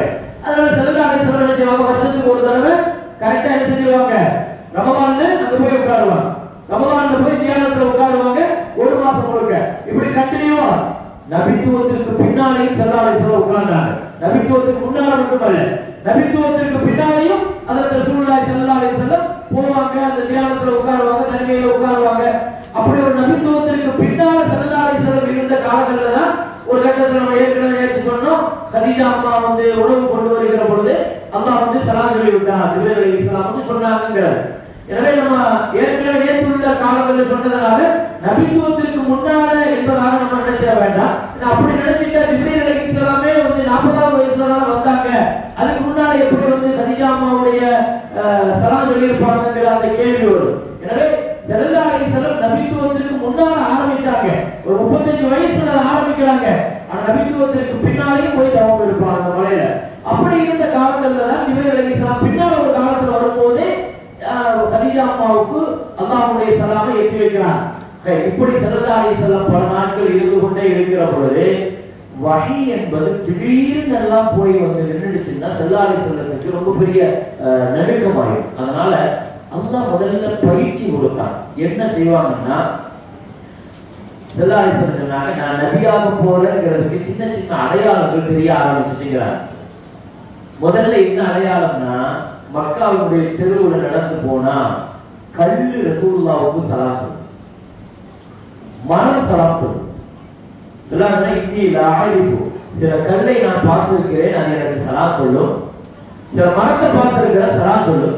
நான் கடந்து போனா வலது பக்கம் இடது பக்கம் சலாத்துக்கு பார்த்துட்டு சலாத்துக்கு பதில் சொல்லிக்கிட்டே போவாங்களாம். இதுதான் நான் பார்த்த ரொம்ப அற்புதமான காட்சிங்கிறார். ஒரு கட்டத்திற்கு மேல ஹஜ்ருல் அஸ்வத் கல் எனக்கு சலாம் சொல்ல ஆரம்பிச்சுங்கிறார். ஹஜ்ருல் அஸ்வத் கல்லுடைய சலாம் எனக்கு கிடைச்சிச்சு. இது ரொம்ப எனக்கு முதல்ல ஆரம்பமாக இப்படி கொஞ்ச காலங்கள் இப்படி நடந்துகிட்டே இருந்துச்சு. அல்லாஹ் பாருங்க, திடீர்னு ஜிப்ரீல் கொண்டு வந்து நிறுத்தல. அது பின்னால கொஞ்ச நாள் கழிச்சு லேசா ஒரு ஒளி தெரியும், ஒரு ஒளி மட்டும் தெரியும், லேசா ஒளி தெரிஞ்சு மறைஞ்சிடும். இது கொஞ்ச நாள் பார்க்கிறாங்க ஸல்லல்லாஹு. அல்லாஹ் தன்னுடைய ஹபீப் ஸல்லல்லாஹு அலைஹி வஸல்லம் மீது எவ்வளவு தூரம் மக்களையாக இதை செஞ்சிருக்கிறான்னு பாருங்க. தன் நபியை அல்லாஹ் வஹீக்கு தயார்படுத்துறான். இந்த வஹீங்கிறது சாதாரண விஷயம் கிடையாதுல்ல, அது அவ்வளவு சீக்கிரத்துல தாங்க முடியாது. அல்லாஹ் குர்ஆன்ல சொல்லுவான் இல்லையா, இன்னா சனல்கி அலைக கௌலன் ஸகீலா. வஹீங்கிறது கனத்த பொருள். அல்லாஹ் அது கனமான பொருள். லவ் அன்ஸல்னா ஹாதல் குர்ஆன் அலா ஜபலி, ஒரு மலை மீது நம்ம குர்ஆனை இறக்கி வச்சா டைரக்டா மலை குர்ஆனை வாங்கிச்சு வைங்க, லரைதஹு காஷிஅன் முத்தஸத்திஆ, அல்லாஹ்வுடைய பயத்துல அது வெடிச்சு சுக்குனராக இருக்கிறான். அல்லாஹ் மலையான வகையை ஜீரணிக்க முடியாது. ஸல்லல்லாஹு அலைஹி வஸல்லத்துடைய இதயம் அந்த வகையை ஜீரணிக்கிறது. அது கனமான பொருள். அப்படி ஜீரணிச்சு டைஜஸ்ட் பண்ணி தான் இந்த உம்மத்துக்கு ஸல்லல்லாஹு அலைஹி வஸல்லம் லேசா கொடுக்குறாங்க குர்ஆனுடைய ஆயத்தை. அது இறங்கும் போது கஷ்டமானது, அவ்வளவு கனமான குர்ஆனுடைய வார்த்தை. அல்லாஹ் தஆலா அந்த வகை இறங்குறதுக்கு முன்னால ஸல்லல்லாஹு அலைஹி வஸல்லத்தை அல்லாஹ் தயார்படுத்துறான். ஒரு சின்ன சின்ன வெளிச்சங்கள் வரும், லவ் வரும். இன்னில லவ் பின்னால ஒரு நூர், நான் ஒளியை பார்க்க ஆரம்பிச்சேன். வெளிச்சமா வந்தது பின்பு ஒளியாக மாறியது, பின்பு அது சப்தமாக மாறியது. எப்படி பாருங்க, பக்குவமா அடுத்து முதல்ல வெளிச்சம், ஒரு சின்ன வெளிச்சம் அப்படி, அதுக்கு பின்னால அந்த வெளிச்சம் அது அப்படியே நூறாக மாறும். இன்னில நூற நான் ஒளியாக நூறாக பார்த்தேன். அதுக்கு பின்னால சௌத்த லேசா சப்தம் எங்க இருந்து சத்தம் வருது, எப்படி வருதுன்னு தெரியாது, திடீர்னு சத்தம் கேட்கும். இப்படி நடந்து கொண்டே இருந்த காலகட்டங்களில் தான் ஒரு 6 மாதம் நபித்துவத்திற்கான காலங்கள் நெருங்குகிற பொழுது ஸல்லல்லாஹு அலைஹி வஸல்லத்திற்கு கனவுகள் வர ஆரம்பிக்கும். வஹீங்கிறது முதல்ல கனவாகத்தான் வந்துச்சு. இந்த உம்மத்திற்கு தரப்பட்ட பெரும் பொக்கிஷம் கனவுகள். கனவுகள் அவ்வளவு சாதாரணமா நினைக்காதீங்க. என்ன நபித்துவமே முதல்ல 6 மாசம் கனவுல தான் வந்துச்சு. வஹீயே 6 மாசம் கனவுல தான் வந்துச்சு. கனவுல ஸல்லல்லாஹு அலைஹி வஸல்லம் பார்ப்பாங்க ராத்திரி, அது காலையில அப்படியே நடக்கும். கனவுல வந்து அவ்வளவு தெளிவா இருக்கும். அது கனவா இருக்காது. ஃபலக சுபஹ், காலை வெளிச்சம் எவ்வளவு தெளிவா இருக்குமோ அவ்வளவு தெளிவாக இருக்கும். 6 மாத காலங்கள் ரசூலுல்லாஹி ஸல்லல்லாஹு அலைஹி வஸல்லத்திற்கு வஹீ கனவுலயா தான் வந்துச்சு. வஹீ 7 வகையா வரும். வஹீல வந்து 7 வகை இருக்கு, 7 வெரைட்டி இருக்கு. திடீர் மலக்கு வந்து சொல்லுவாங்க, மலக்கு இல்லாம திடீர்னு சப்தம் கேட்காதான் ஆள் இருக்க மாட்டாங்களா, ஆனா கல்புல வந்து அப்படியே எழுதிட்டு போயிடுவாங்க. இப்படி எல்லாம் வஹீ இருக்கு. வஹீ இறங்கு ஒரே மாதிரி எப்போதுமே ஒரே மாதிரி ஜிப்ரீல் அலைஹிஸ்ஸலாம் வந்து வஹீயை ஓத சொல்லுவாங்க, ஓதுங்க இந்த ஆயத்தை ஓது. இது எப்பொழுதுமே இப்படி நடக்காது. வஹீல பல வெரைட்டி இருக்கு. ஸல்லல்லாஹு அலைஹி வஸல்லத்துக்கு வஹீ இறங்குறது பல வெரைட்டியா இருக்கும். ஒரு 7 வகையான மர்த்தபா இருக்கு வஹீல. சில வஹீ இப்படி வரும், நான் சொல்ற பாருங்க, சப்தம் இருக்காது, ஜிப்ரீல் இருக்க மாட்டாரு. என்னன்னா கல்பை போட்டு அப்படியே பிசையும். ஸல்லல்லாஹு அலைஹி வஸல்லம் விளக்கிடுவாங்க, கல்புல ஏதோ நடக்குது, கல்புல இறங்கிட்டு போயிடுவாங்க. நஸல பிஹி ரூஹுல் அமீன் அலா கல்பிக லிதகூன மினல் முன்திரின். அல்லாஹ் சொல்றான், ஜிப்ரீல் வந்து உங்க ஊர்ல இறங்க மாட்டாங்க நபியே, உங்க கல்புக்குள்ள இறங்கிடுவாங்க. கல்பு உள்ள இறங்கிடுவார். உள்ள இறங்கி கல்புல அந்த ஆயத்தை போட்டு போயிடுவார். வந்ததும் தெரியாது, சப்தமும் இருக்காது. ஸல்லல்லாஹு அலைஹி வஸல்லம் அப்படியே கல்புல இருந்து அப்படியே ஓட ஆரம்பிச்சுவாங்க. குர்ஆனுடைய ஆயத்துங்கிறது இப்படி வந்ததுதாங்க. எல்லாம் பாக்கியமான இடத்தை தொட்டு வந்திருக்குது. ரசூலுடைய இதயங்களின் வழியா கிடைச்சிருக்குது. இன்னும் சில வகை இருக்கும். மிஸ்லு சல்சலத்தில் ஜரஸ், அப்படியே மணி சத்தம் கேட்கும், மணியுடைய சத்தம் கேட்கும். ஸல்லல்லாஹு அலைஹி வஸல்லம் அப்படியே குனிஞ்சிருவாங்க. அப்படியே குனிஞ்சா சஹாபாக்கள் சொல்றாங்க, நபி எங்க சபையில இருக்கும்போது வஹீ வந்துடுச்சுன்னா எங்களுக்கு ஒரு அடையாளம் இருக்குது, என்னன்னா எங்க தலையை உயர்த்த முடியாதுங்க. யார் தலைய? சஹாபிகளுடைய தலையை உயர்த்த முடியாதா? அப்படி இருக்கும். அவ்வளவு ஒளி, அவ்வளவு வேதனை. அப்படியே ஸல்லல்லாஹு அலைஹி வஸல்லத்துடைய நெற்றியில இருந்து வேற்று கொட்டும். வேர்வை அதிகமா இருக்குமா வகையா இருக்கும். நாங்க பேசுறதை நிப்பாட்டிடுவோம், அமைதியாயிடும். ஸல்லல்லாஹு அலைஹி வஸல்லம் அப்படியே துண்டு எடுத்து தங்களுடைய முகத்தை அப்படி மூடிடுவாங்க. ஏன்னா வஹீ இறங்கும் போது ஸல்லல்லாஹு அலைஹி வஸல்லத்துடைய முகத்தை பார்க்க முடியாது. ஸல்லல்லாஹு அலைஹி வஸல்லத்துடைய முகத்தை வஹீ இறங்கிட்டு இருக்கும். இப்படி ஒரு வகை இருக்கும்.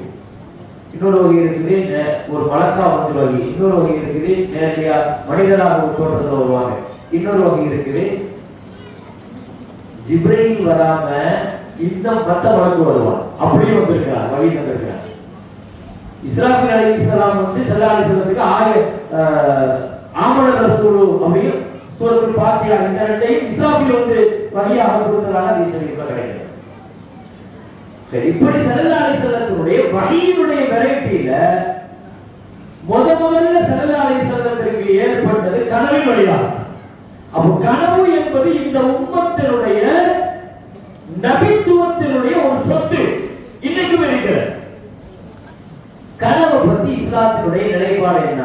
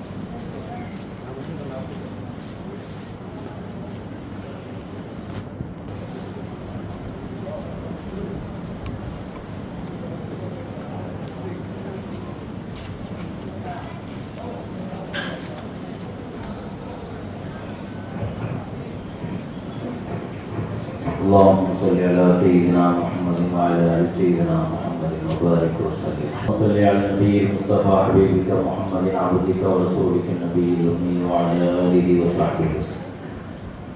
اللهم صل على المصطفى حبيب الله سيدنا مولانا محمد وعلى آل سيدنا محمد وبارك وسلم.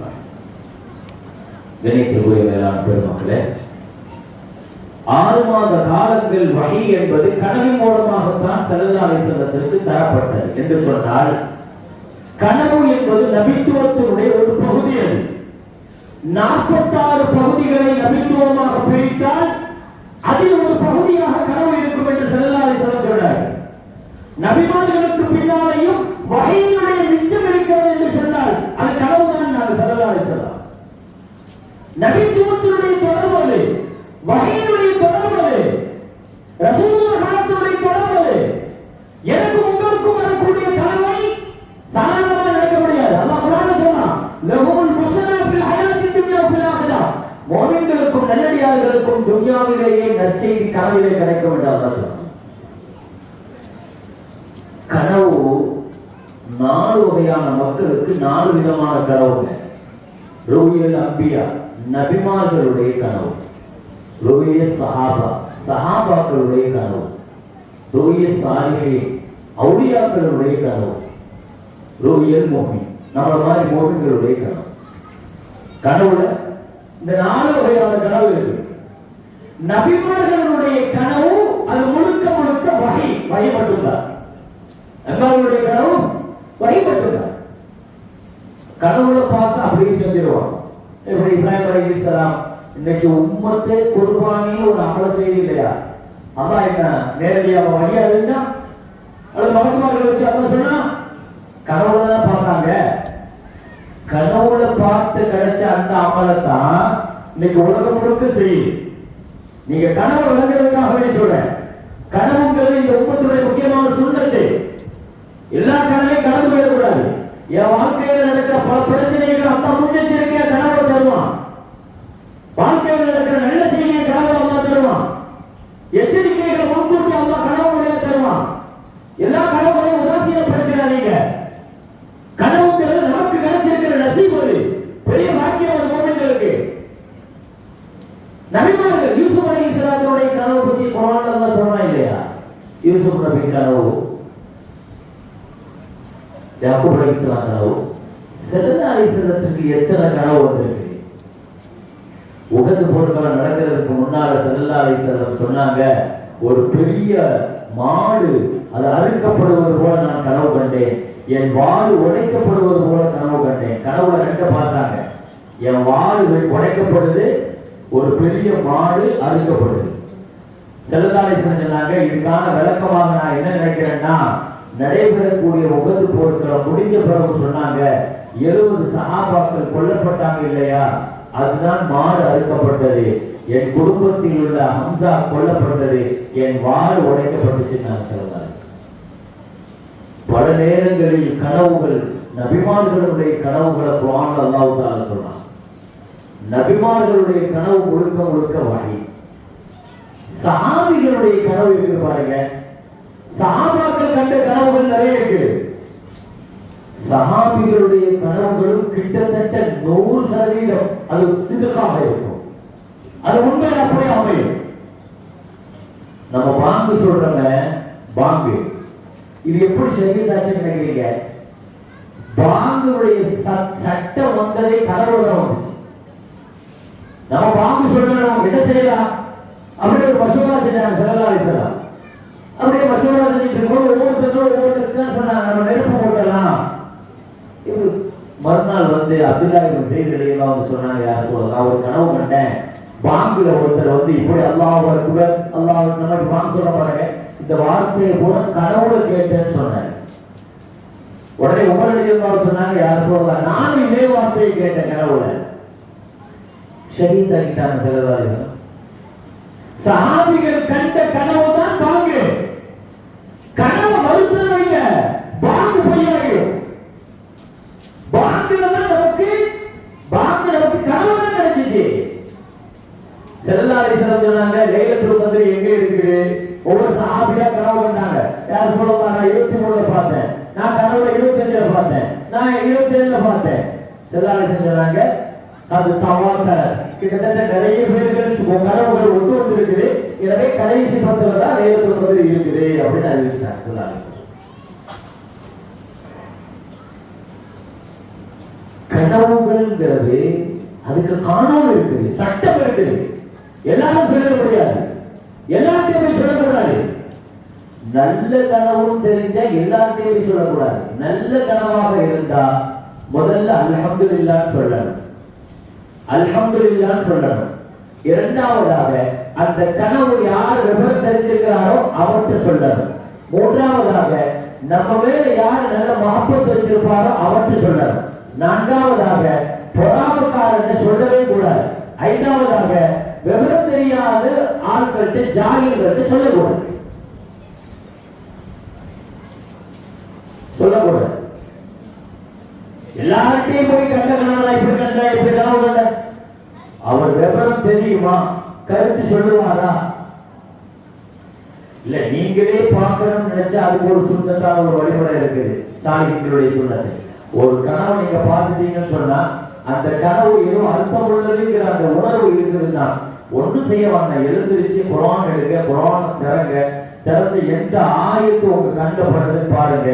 அந்த ஆயத்தினுடைய கருத்தை உள்வாங்குங்க, உங்க கனவும் கருத்தும் ஒத்து போயிடும். இப்படி ஒரு சுண்ணத்தை சாலிஹீன்கள் சொல்லிக் கொடுக்குறாங்க. இது நுபுவத் இல்லையா? நுபுவத்தினுடைய பகுதி இல்லையா? ஜுஸூ மினன் நுபுவா, நபித்துவம். அது 6 மாதம் வழி கனவுல தான் வந்துச்சு. கனவுக்கு காரணம் இருக்குது, சட்டம் இருக்குது. இப்படி இருந்தா இப்படித்தான் அப்படின்னா கனவை பயங்கரமா பார்க்கிறோம், அது அப்படித்தான் இருக்கிறது அவசியம் இல்லை, மாற்றமா இருக்கும். கனவுல அழகா பார்க்கிறோம், ஆனா ஆபத்தாக இருக்கும். எல்லாருமே கனவுக்கு விளக்க சொல்றேன் கிளம்பிட கூடாது. கனவுக்கு விளக்க சொல்றதுங்கிறது ஒரு கலை. யூசுப் அலைஹிஸ்ஸலாத்துக்கு அந்த இல்ம அல்லாஹ் கொடுத்திருந்தான். இப்னு சீரீன் ஒரு பெரிய இமாமுக்கு அல்லாஹ் அந்த கனவுக்கு விளக்கம் கொடுத்திருந்தான். இமாம் புகாரி ரஹ்மத்துல்லாஹி தங்களுடைய கிதாபுல இப்னு சீரீன் கனவு பத்தி சொல்லுவாங்க. கனவுங்கிறது 3 விஷயம் தான் வரும்.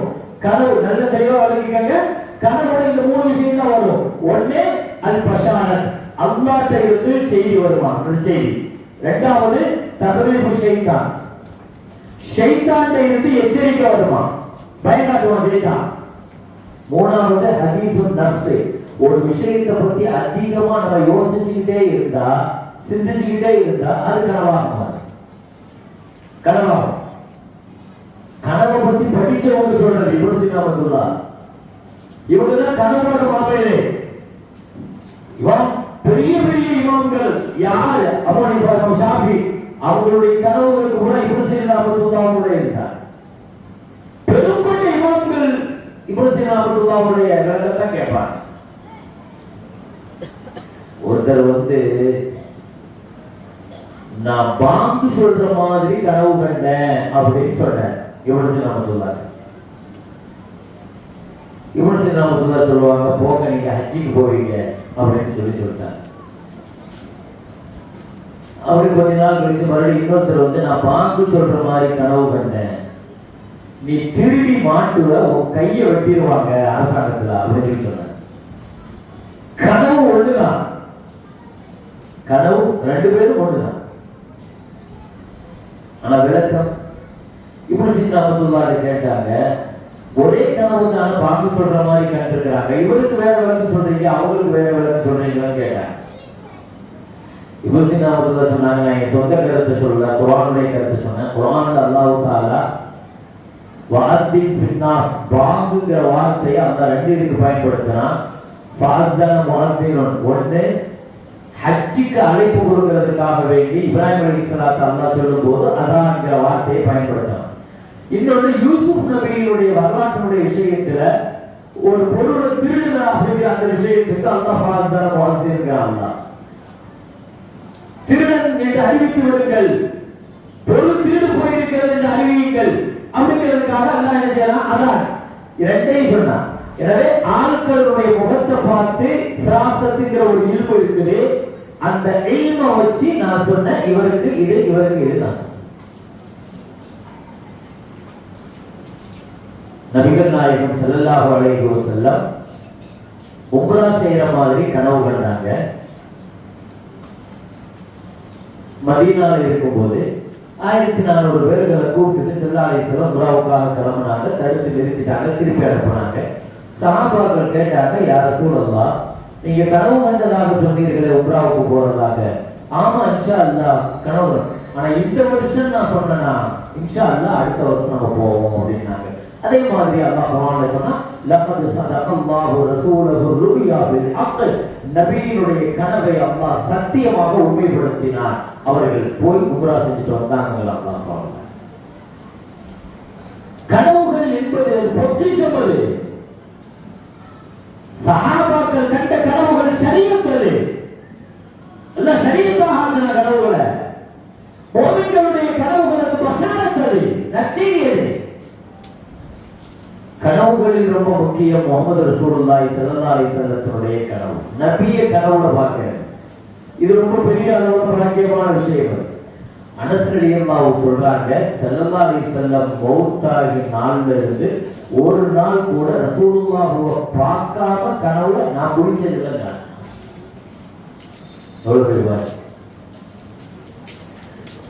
ஸல்லல்லாஹு அலைஹி வஸல்லம் மௌத்தானவங்க உமர் ரலியல்லாஹுடைய ஆட்சி காலத்துல ஃபஜ்ர் தொழுகை, அமீருல் முஃமினீன் உமர் ரலியல்லாஹு ஃபஜ்ர் தொழுகிறாங்க. பின்னால நின்று எல்லா சஹாபாக்களும் தொழுது. அலி ரலியல்லாஹு சொல்றாங்க, நான் ராத்திரி ஒரு கனவு கண்டுட்டு வந்தேன். என்ன கனவுன்னா, ஸல்லல்லாஹு அலைஹி வஸல்லத்துக்கு பின்னால நின்று தொழுகிறேன்.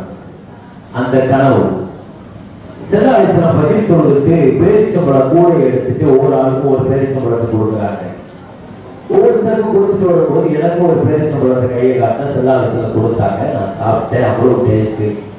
என் மனசுல நினைச்சேன், இன்னொரு பேரிச்சம்பழம் தரமாட்டாங்களா அப்படின்னு நினைச்சேன். ஆனா ஸல்லல்லாஹு அலைஹி வஸல்லம் தரல. சரிட்டு நான் ஃபஜ்ர் தொழுது வந்துட்டேன். எழுந்திருச்சேன், பார்த்தா நபியை கனவுல பார்த்து அவ்வளவு சந்தோஷம், கல்வெல்லாம் குளிர்ச்சியா இருக்குது. பேரிச்சம்பழம் சாப்பிட்ட அந்த சுவை தொண்டக்குழியில இருக்கிறாங்க. அழிவுகிறார். நான் வந்து போய் பின்னால தக்பீர் கட்டி உமர் ரலியல்லாஹு பின்னால நின்று தொழுகிறேன். சலாம் வாங்கினவர் உமர் ரலியல்லாஹு பேரிச்சம்பழம் கூட நிற்கிறாங்க. கனவுல நான் ரசூலுல்லாஹ்வை பார்த்தேன், பேரிச்சம்பழம் அது அப்படியே கண்ணுக்கு முன்னால நடக்குது. உமர் ரலியல்லாஹு கூட வச்சுட்டு நிற்கிறாங்க பேரிச்சம்பழம். ஒவ்வொருத்தருக்காக அந்த பேரிச்சம்பழத்தை அப்படியே கொடுத்தார்கள். நானும் கை நீட்டினேன், எனக்கும் பேரிச்சம்பழத்தை கொடுத்தாங்க. அந்த பேரிச்சம்பழத்தை நான் சாப்பிட்டேன். அப்படி ஒரு சுவை கனவுல ஸல்லல்லாஹு அலைஹி வஸல்லம் தந்த அந்த பேரிச்சம்பழத்தினுடைய சுவை நேரடியாக உணர்ந்தேன். சாப்பிட்டே இருக்கும்போது மனசுல நினைச்சேன், கனவுல தான் இன்னொரு பேரிச்சம்பழம் கிடைக்கல, நிஜத்திலேயாவது உமர் ரலியல்லாஹு வாங்கிடுவோங்கிற எண்ணத்துல நான் உமர் ரலியல்லாஹுவை திரும்ப கையை வச்சு பார்த்தேன். என் பக்கத்துல வந்து உமர் ரலியல்லாஹு சொன்னாங்க, கனவுல வந்து ஸல்லல்லாஹு அலைஹி வஸல்லம் இன்னொன்னு தந்திருந்தா நான் தந்திருப்பேன்னு சொன்னாங்க.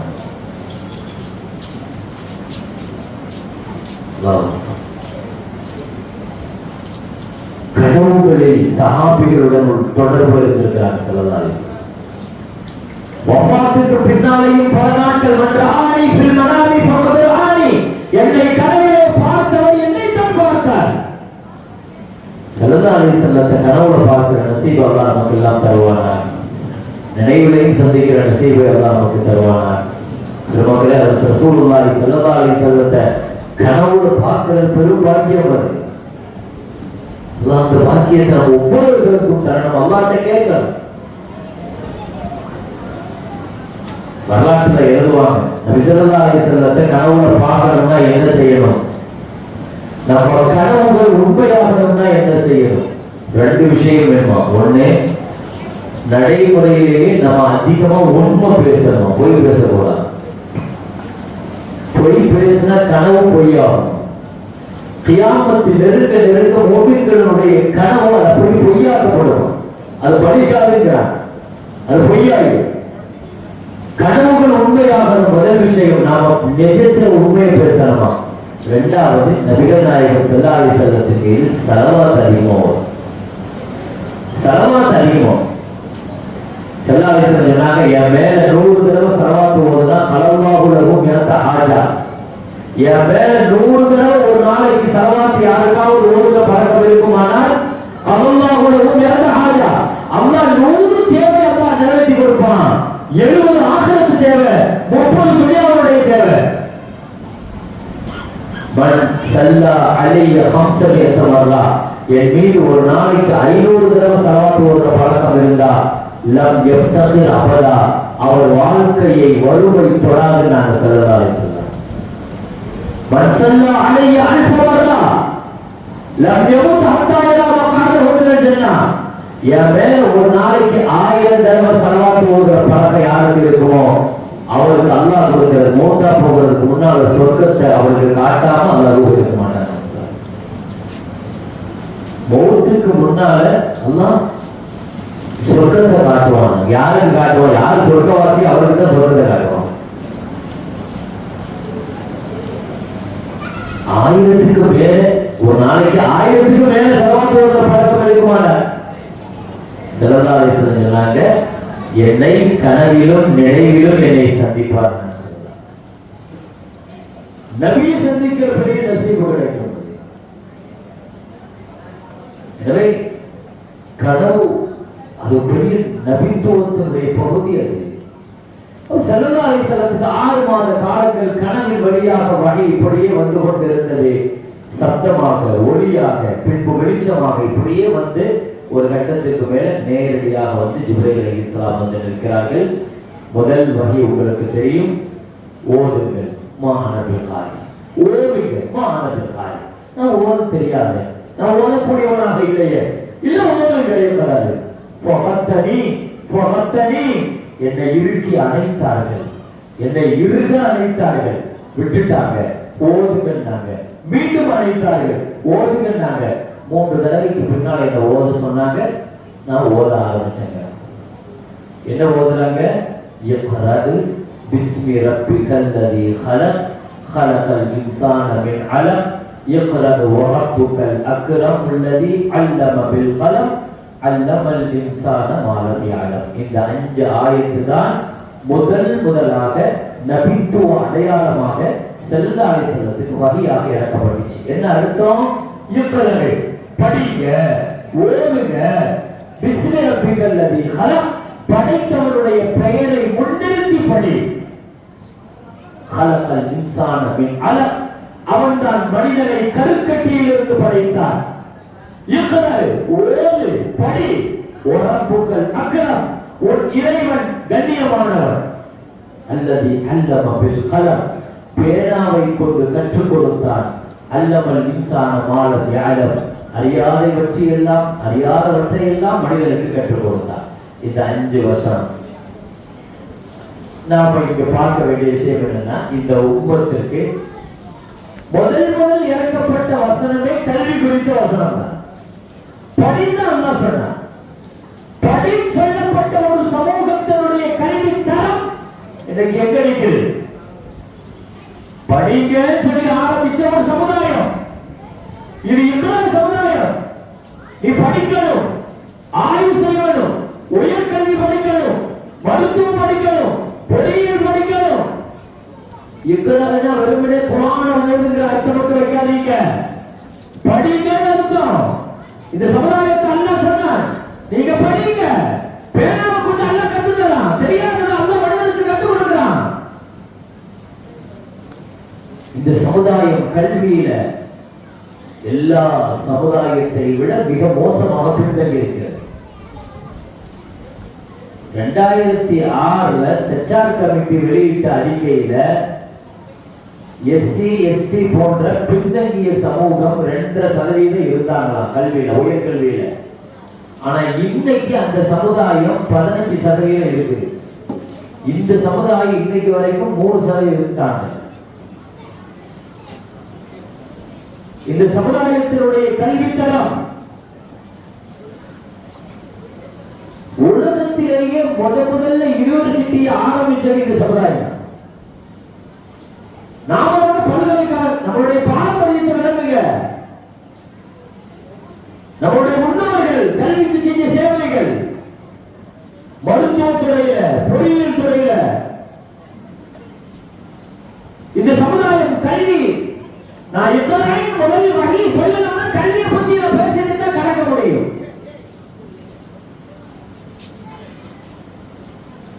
ஜாமியா ஜெய்தூனா இருக்கு,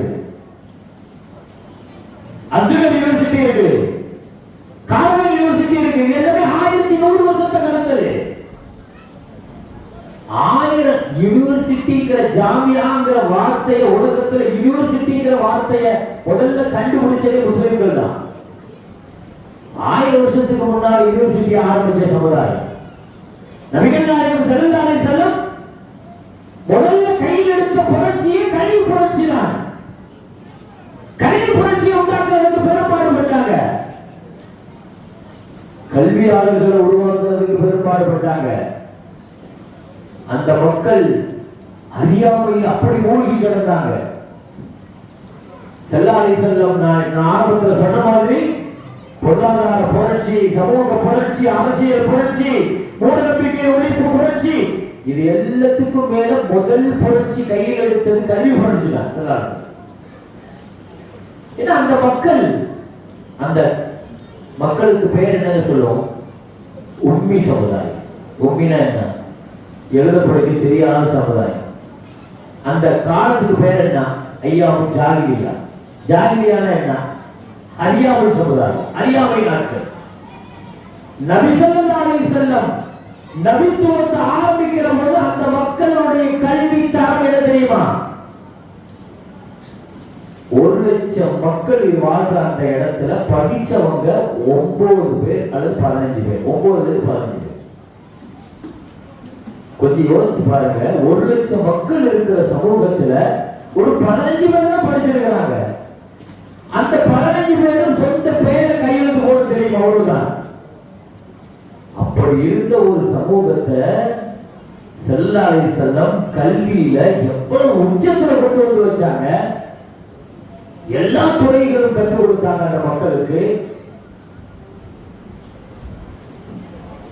எனவே படின்னு சொன்ன ஒரு சமுதாயம் இன்னைக்கு இப்படி பின்தங்கி இருக்கிறது. இஸ்லாத்தை பொறுத்த வரைக்கும் கல்விக்கான சில அடையாளங்கள் இருக்கு. எப்படியாவது போய் படிச்சுடுவான்னு சொல்லல இஸ்லாம். நம்முடைய பிள்ளைகளுக்கு கல்விங்கிறது அது மணி ஓரியன்டட் அல்லது ஜாப் ஓரியன்டட் அல்லது சர்டிபிகேட் ஓரியன்டட் அல்ல. இஸ்லாம் கல்வி என்பது சம்பாதிக்கிறதுக்காக கத்துக்க சொல்லல, வேலைக்காக கத்துக்க சொல்லல, சான்றிதழுக்காக கத்துக்க சொல்லல. இஸ்லாம் கல்வியை நாலேஜுக்காக கத்துக்க சொல்லுது. இஸ்லாத்தினுடைய கல்விக்கு 3 நிபந்தனைகள். முதலாவது என்னன்னா, வெறுமனே படின்னு சொல்லலாம். நல்ல ஞாபகத்தை வச்சு பாருங்க. அல்லாஹ் வெறுமனே இக்ரா நீ எப்படியாவது படிப்பான்னு சொன்னா பிரச்சனை இல்லை. இக்ரா பிஸ்மி ரப்பிக்கல் லதீ ஹலக், உன்னை படைச்சவனுடைய பெயரை மறக்காம படிக்கணும். அதுதான் மற்ற கல்விக்கும் நம்ம கல்விக்குள்ள வித்தியாசம். அல்லாஹ்வை மறக்காத கல்வியை படிக்கணும்னா என்ன செய்யணும்? அந்த பிள்ளைகளுக்கு ஆரம்பத்துல தீனுடைய கல்வியை, குர்ஆனுடைய கல்வியை கொடுக்கணும். நீங்க குர்ஆனுடைய கல்வியை கொடுக்காம அந்த பிள்ளைங்க எந்த காலேஜில் போய் படிக்க வச்சாலும் அவன் டார்வின் கொள்கையை தான் பேசுவான். குரங்குல இருந்து மனுஷன் வந்தாங்கிறது தான் காலேஜ் ஸ்கூல்ல படிக்கிறான். மெட்டீரியலிசத்தை தான் இன்னைக்கு காலேஜ் போதிக்குது. நாத்திக சிந்தனையைத்தான் காலேஜ் போதிக்குது.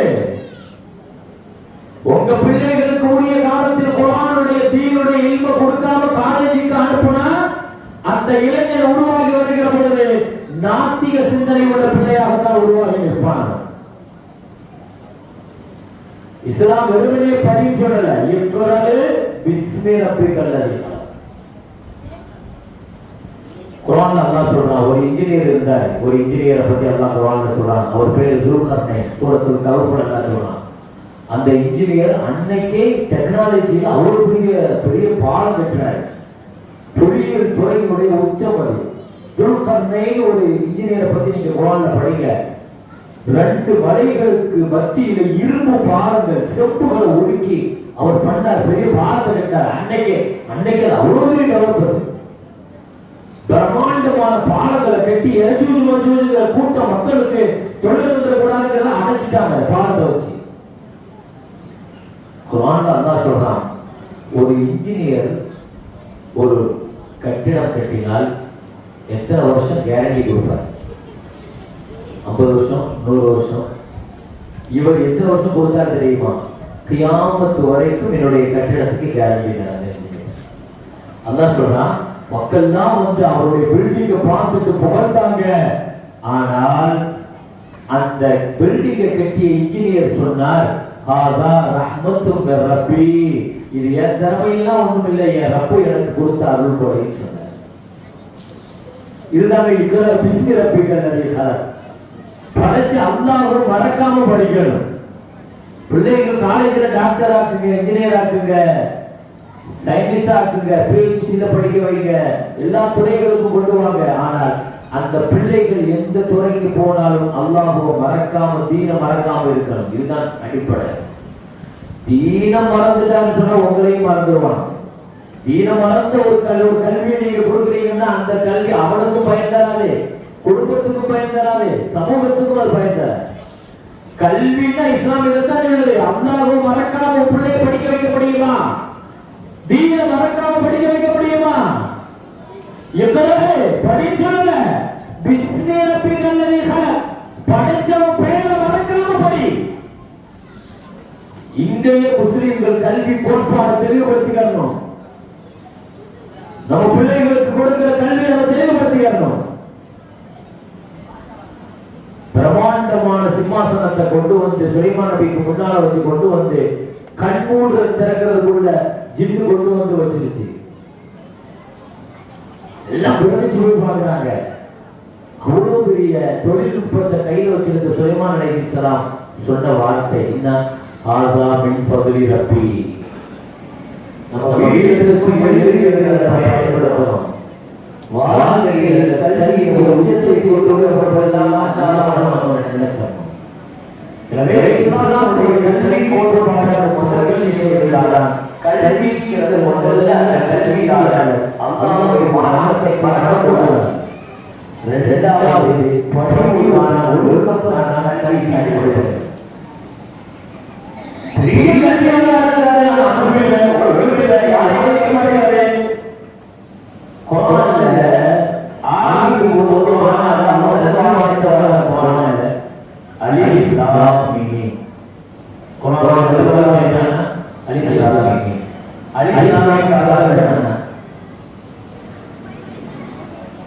ஏதாவது ஒரு விஷயத்தில் அலிஸ்லாமுக்கு நேரடியாக பார்க்க இதெல்லாம் ஒரு அல்லாஹ்வுக்கு தான் தெரியும். அப்படி அலிஸ்லாமுக்கு அதை கேட்கா அலிஸ்லாமுக்கு குர்ஆனுடைய பாஸ்வேர்ட். அலிஸ்லாமுக்கு குர்ஆனுடைய பாஸ்வேர்ட். ஒரு பாஸ்வேர்ட் யாருக்கு தெரியும்? ஒரு லேப்டாப்புடைய பாஸ்வேர்டு லேப்டாப் உரிமையாளருக்கு தெரியும். குர்ஆனுடைய பாஸ்வேர்டு அலிஸ்லாமுக்கு தெரியாது, அல்லாஹ்வுக்கு தான் தெரியும் அந்த பாஸ்வேர்டு. நான் என்ன சொல்றேன், அலிஃப் லாம் மீம் நீ குர்ஆனுக்குள்ள வரும்போது எனக்கு தெரியாது, ரப்பே உனக்கு தான் தெரியும் உள்ளவா, நீ படிச்சுட்டு உள்ளவா, குர்ஆன் உனக்கு எல்லாம் இல்மைங்க. அதுதான் தத்துவம். தெரியாதுன்னு சொன்னா தான் அல்லாஹ் கல்வியை கொடுப்பான். அவங்கள லா அத்ரி நிஸ்ஃபுல் இல்ம், தெரியாதுங்கிறது பாதி கல்வி. நாங்க ஸல்லல்லாஹு அலைஹி வஸல்லம் எல்லாம் தெரிஞ்சவங்க, எல்லாம் தெரியும். துனியால ஒருத்தர் இருக்கான், எல்லாம் தெரியும். என்ன கேள்வி கேட்டாலும் பதில் சொல்லிடுவாங்க, எல்லாம் தெரியும்.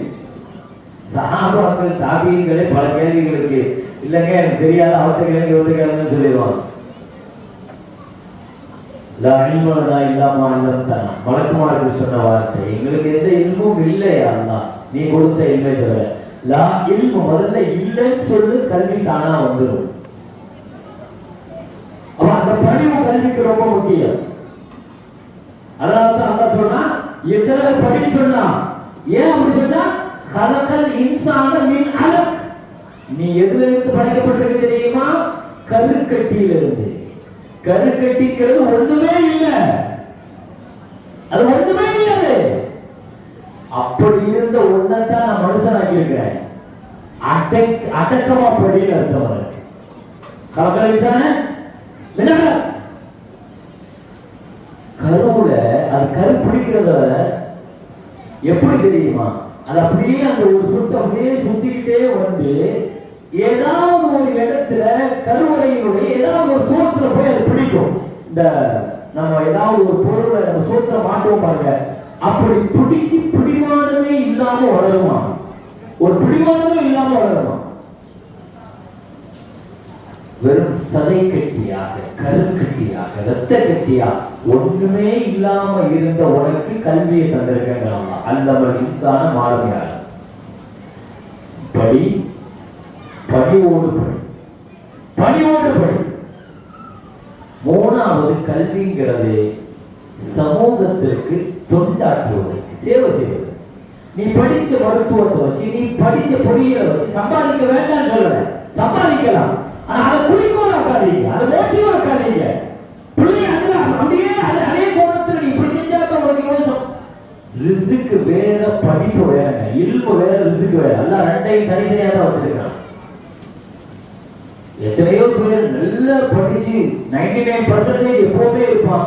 ஆனா ஜாப்னு பார்த்தான்னா இவனுக்கு கீழே 60% ஆவரேஜா எடுத்தவன் அவன் போய் மேனேஜரா உட்கார்ந்துருப்பான், இவன் கீழே உட்கார்ந்துருப்பான்.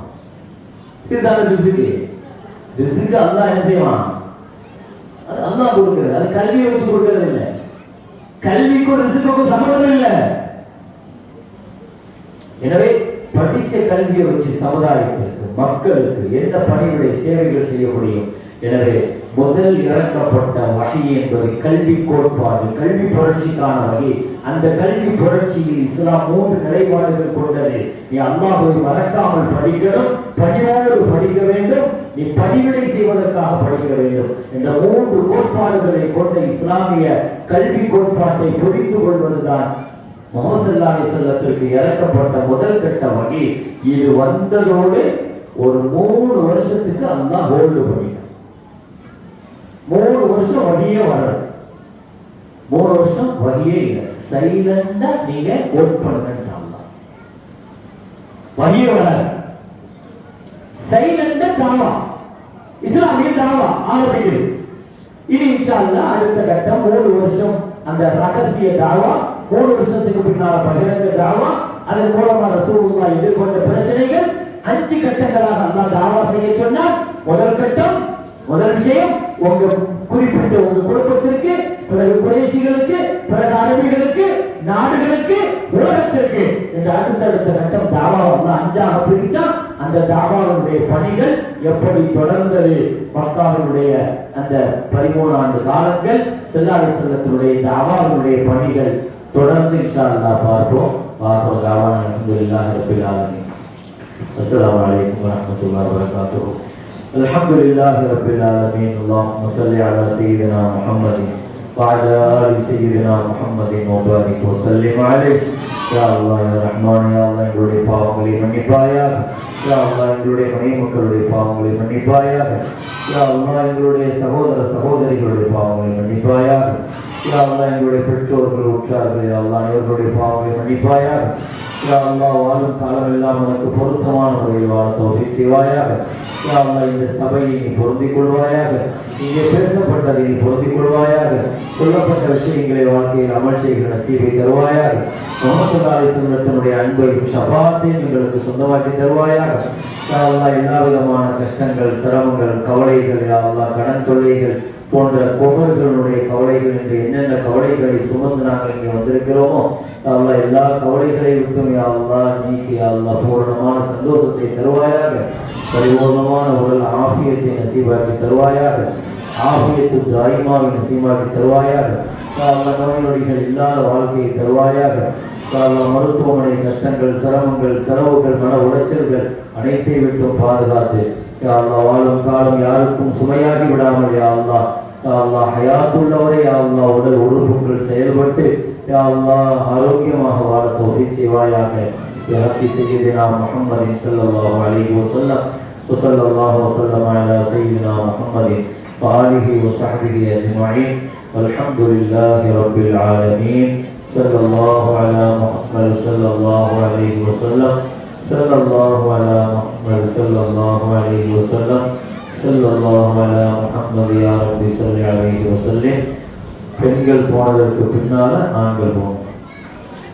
اللهم صل على سيدنا صلى الله على محمد محمد صلى الله عليه وسلم صلى الله على محمد صلى الله عليه وسلم صلى الله على محمد صلى الله عليه وسلم صلى الله على محمد صلى الله عليه وسلم صلى الله على محمد صلى الله عليه وسلم صلى الله على محمد يا ربي صل عليه وسلم